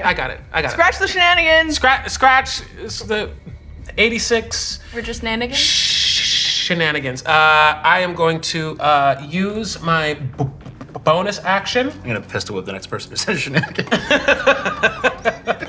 Hey, what's that place called? No. I'm gonna use my bonus action to use the depth of the wind. Except instead of dash, it will be disengage. And I am going to. While you disengage, roll a Constitution saving throw. Advantage +4. Thank you. Dope. If it's high, don't worry about it. It's fine. We're good. Where do you move to, Master? I move to as Lohubo, Best friends. and then I'm going to leap atop his back. I don't want them. Okay. That's fair. Can you clap his little cheeks on your way up? Oh, good. That's part of how I get there, I think. I just for placing and keeping them there in the first try. There, Yeah. that was well done. Yeah, that was dope. We put like stuff on the bottom of them, guys. I'm giving away the secrets. But Oh. they're squishy. They're stickies. They're squishy. That one's dead though. Okay. Yeah. His eyes are open. Well, That doesn't always mean alive. no more medicine checks for you. Actually, I'm good on that. Oh no, that's survival. Never mind. Nope. No medicine for me. Master. Yes. You're one of our first aid people. How far away is the Shadow Walker from 17 right now. About 15 feet. Great. I will attack with the flying guillotine. While you roll, chat wants to help. Oh, thank you. Oh my god. Thanks, Chad. And the sands of fate I realize I did that wrong. favor you all Okay, here we go. in this deadly encounter. Hooray! We're gonna need that. 21? Oh, sorry. 28. Roll damage. Okay. Extra attack, sorry. Oh, yes, okay. 16. Yes. 30 on that one, so yes. Barbary on deck. I gotta say the number, it's part of it. Otherwise, I don't feel as good. Let's see. That is. Getting to say 30 is pretty satisfying. It feels nice. I don't know. I'm 33 and I don't enjoy it.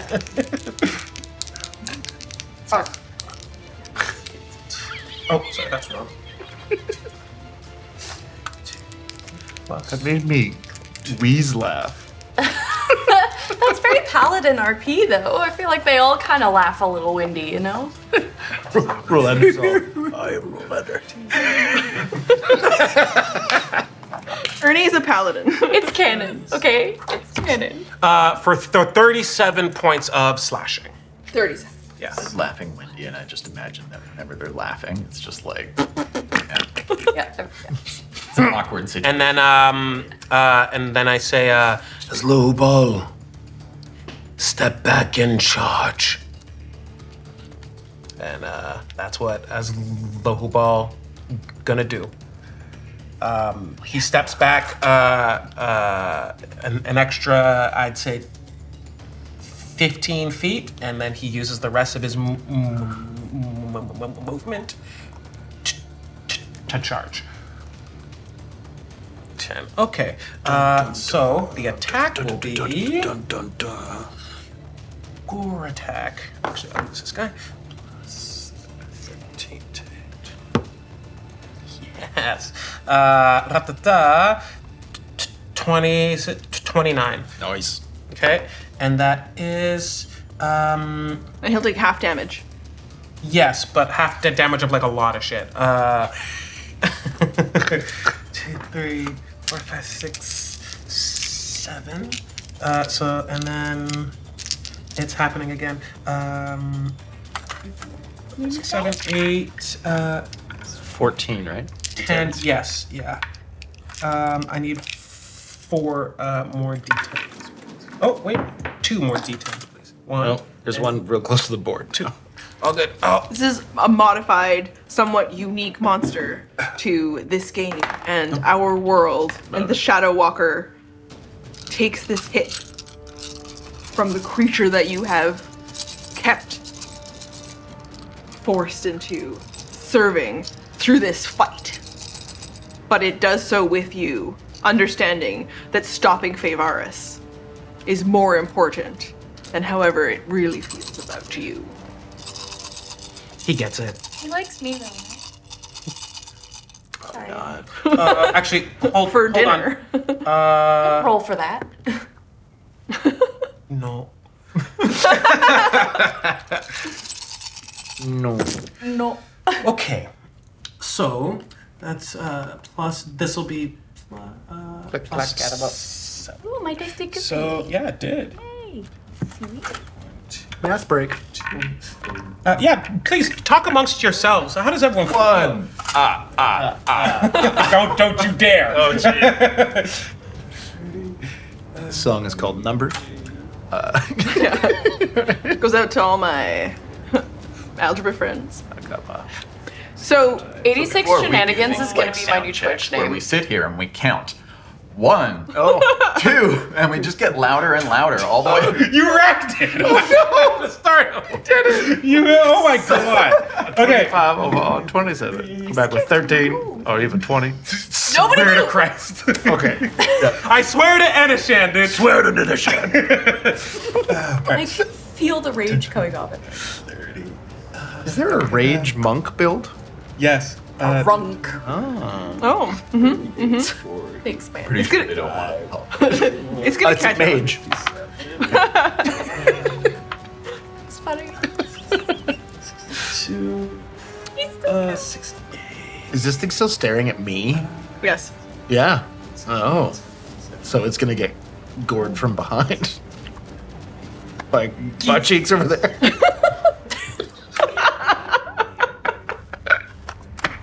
94 points of piercing. 101 points of piercing divided by 2. 50. He's still alive! Is he knocked prone? He can't be knocked prone, but he can make this DC 21 strength save and be pushed 20 feet. He won't be knocked prone, but he can be pushed 20 feet. Maybe. Can you I at don't least make him bend over a little? It's a shadow walker, not a shadow. Stop. know. Thank you. Oh, that's a nat 20. Okay. Oh, I he's mushed not. my chin. It's a moosh. That's you. Is this also you? Is this me? Is this me? Goodness, we're gonna have dice everywhere. Okay, We're good. so, this is your turn. Did you both roll Constitution saving throws? No. So Wait, one- I think You did. I rolled mine for Before you 17. pissed off. But Aslo has not rolled his. He does not get anything from me. This time he's too far. He's a fiend, so I don't think you'd want to do that anyway. You got advantage last time. Okay. 20. But I didn't know that, so. fail. Ooh. 20's a fail Does on he that take con. necrotic damage? Yes. Oh, cheeks. Is he No. He takes 25 points of necrotic damage. It's a stomach ache. A scratch. Yeah, it just, when it touches your heart, it feels like spicy taco a day later. This little ball sounds like a new medication for heart. Side effects. Ask your include- doctor if alcohol is Right for you. Side effects may include sudden death, goring from behind, and Hairy butt cheeks. hairy butt cheeks. All right, Oh, we have fun. Barbara, Oh, how we All like. right. make a Constitution saving throw. This time at advantage with a +4. Thank you. Got it. Stay close to me, kids. Advantage. Right. Yeah. Okay. 4, I'm sorry that took so 8. long. Don't. Apologize for 100 points of damage. I passed. Minus 20 plus 4. 27. The shadow that flashes out towards you. This time, you step aside, feeling the strength of the courage from the god that flows through the paladin. The wind rattles my bone hair. What? It's very funny. Why? I It's like it. cool. Having bones in your hair is hilarious. Don't be upset that someone thought you said funny things. Yeah, that's great. I got you. Okay. That was so unfunny. Don't give me a moment. Thank you. That, on the other hand. You gonna attack this thing? Yes. Do it.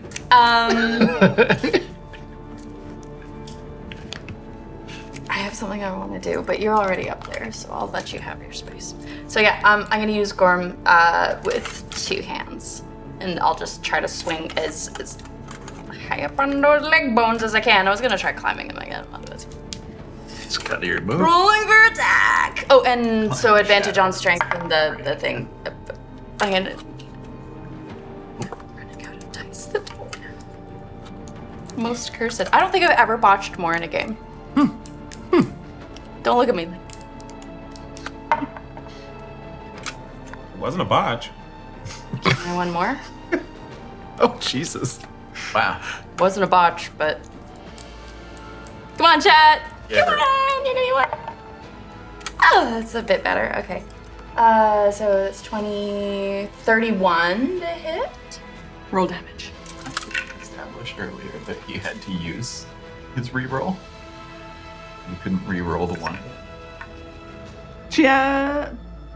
Yes. Or was that Oh. earlier? Yeah. We keep there was the no more. second. Okay. Or I didn't want to use another one.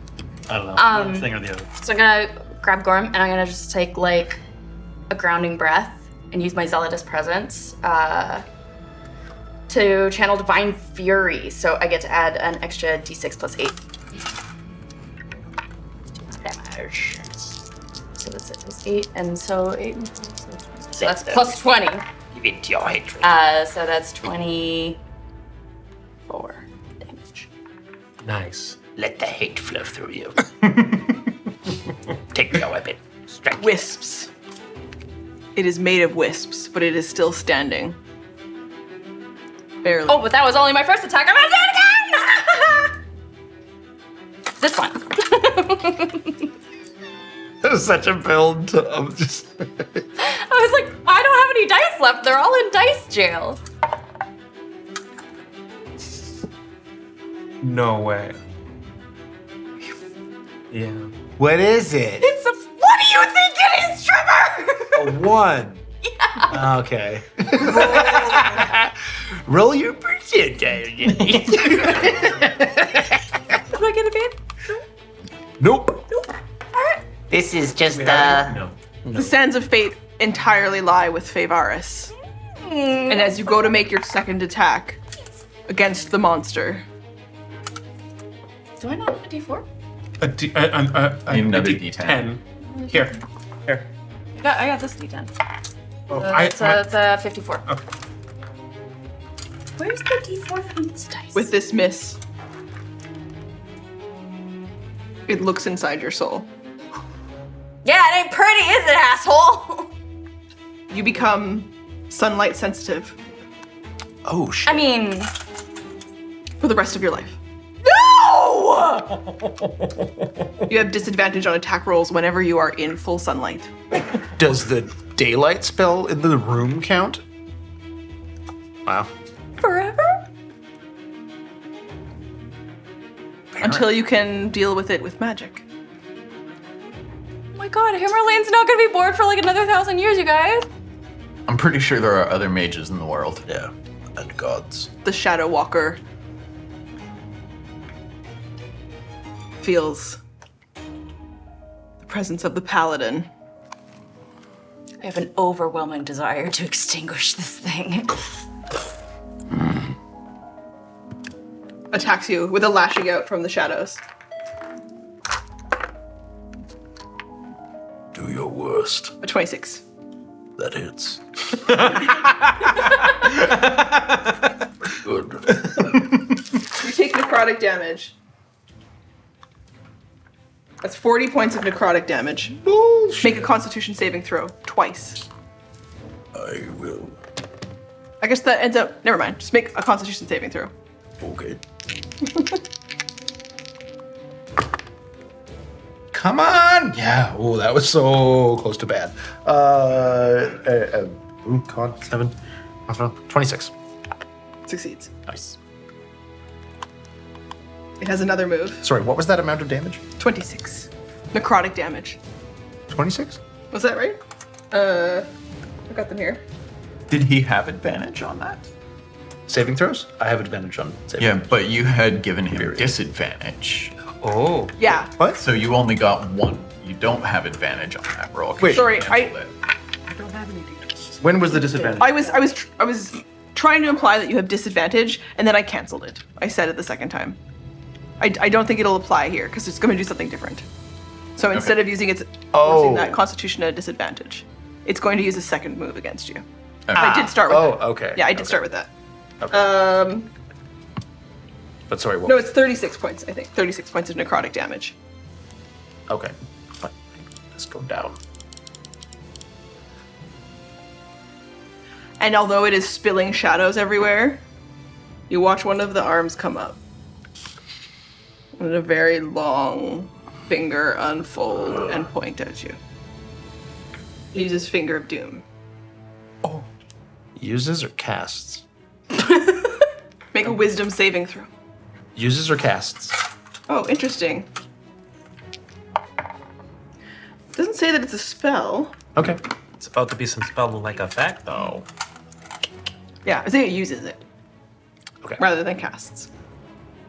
Balls. Because then I could react to mage there. Yeah. Wisdom saving throw. Wisdom save.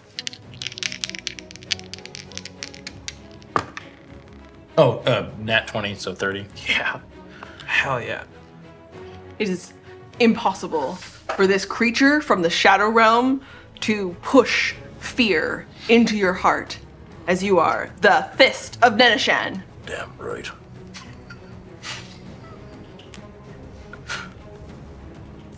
And it transfers to your turn, Roland. You dare desecrate this temple. Back to the shadows with you. That is a 23. A 28. A 25. And a 27. They all hit. Damn. Make a Constitution saving throw.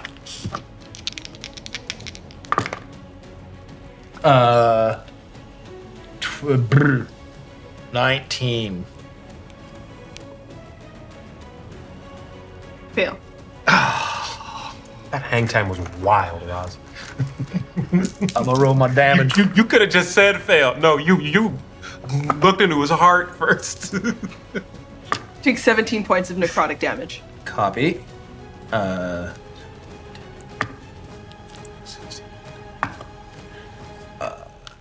17. We did this math before. 65 magical slashing plus.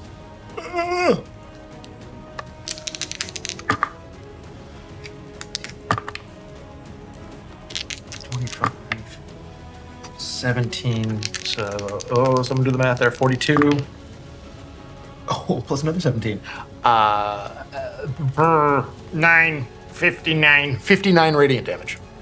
65 Amazing. slashing. Yeah. And how much was mine? 13 necrotic? 17. 17. Keep hearing my name. So do I.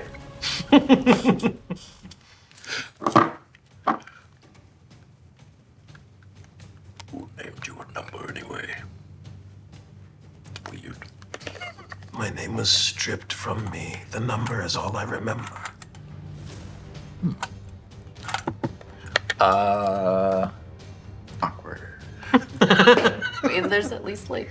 And you can flavor it now because what's the last thing the Shadow Walker sees? Oh, Before you send it back to the Shadow Realm. Sweet. I had sliced through its legs 3 times, and then I jump up in the air, and for 17, I am going to slice through its neck and decapitate its head. Everything falls away into shadows. There is no head for you. And I'm gonna do a superhero landing just for fun. And a superhero landing. as you Shield pull up, sword down. from the shadows. A swirl of shadow remains at your feet. I'm sure it looks really cool, but I can't say it because I'm sun sensitive. I'll send you the notes so that you can make sure to incorporate it. I'll do that. That's not dispelled? No, it's No, it's permanent. It's a permanent curse until she can have it. Wow. She got to go around in the world and find somebody strong enough to remove that. Oof. She has a whole nother campaign behind coming. How Barbara got her groove sight back. Okay, as this dispels though, and you can call out to Faevaris, who you still hear her whispering through, no, no, no! As her voice still comes through from the Shadow Realm, but the Nightwalker, Shadow Walker, is sent back into the nightmares. Favaris, come forth and face your destiny. Serve Neneshan even in your curse. Wait. I want to hear her truth about your god. We'll listen if you fix my eyes. You believe this to be truth from this one?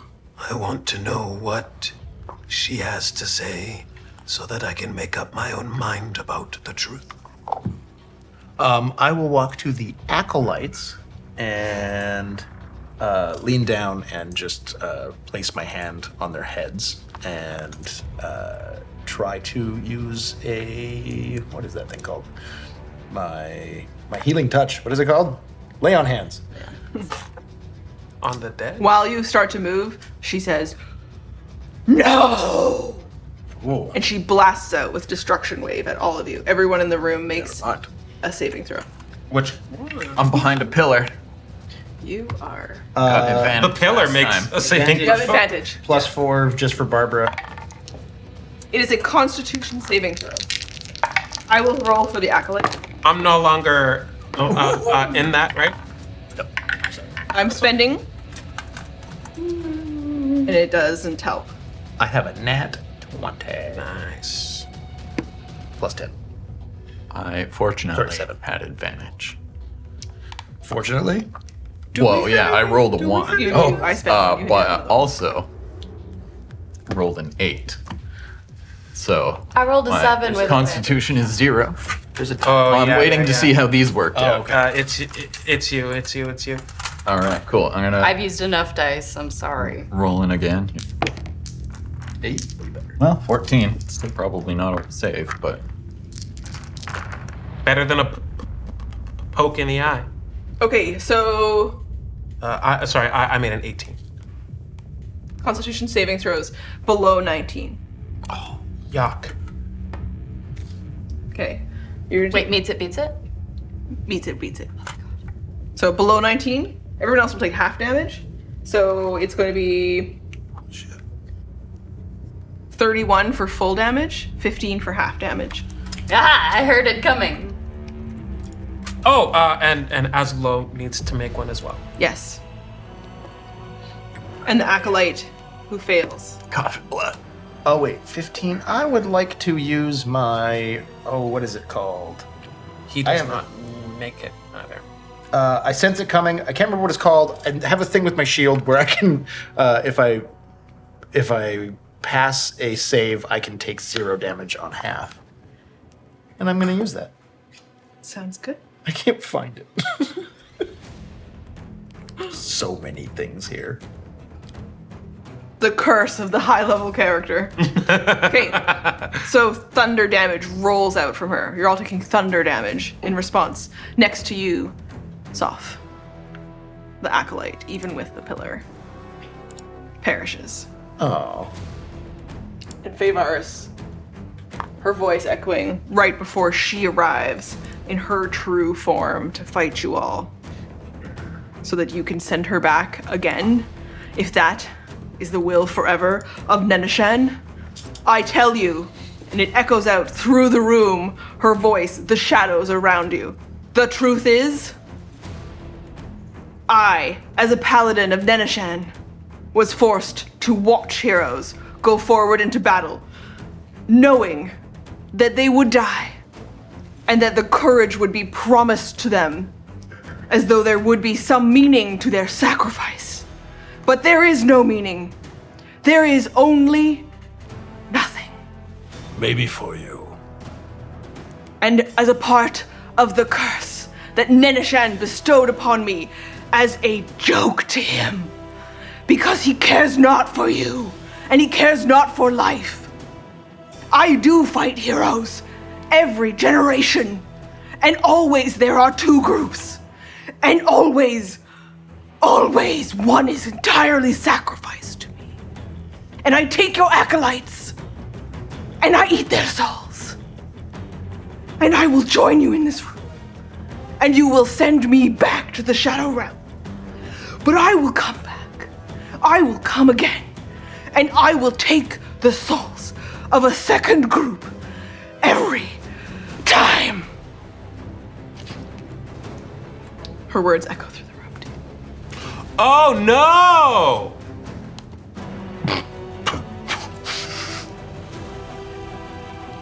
In the modern age. Yeah, we're not heroes. Yeah. Yeah. The realization for you as players is there, but for your characters it is not.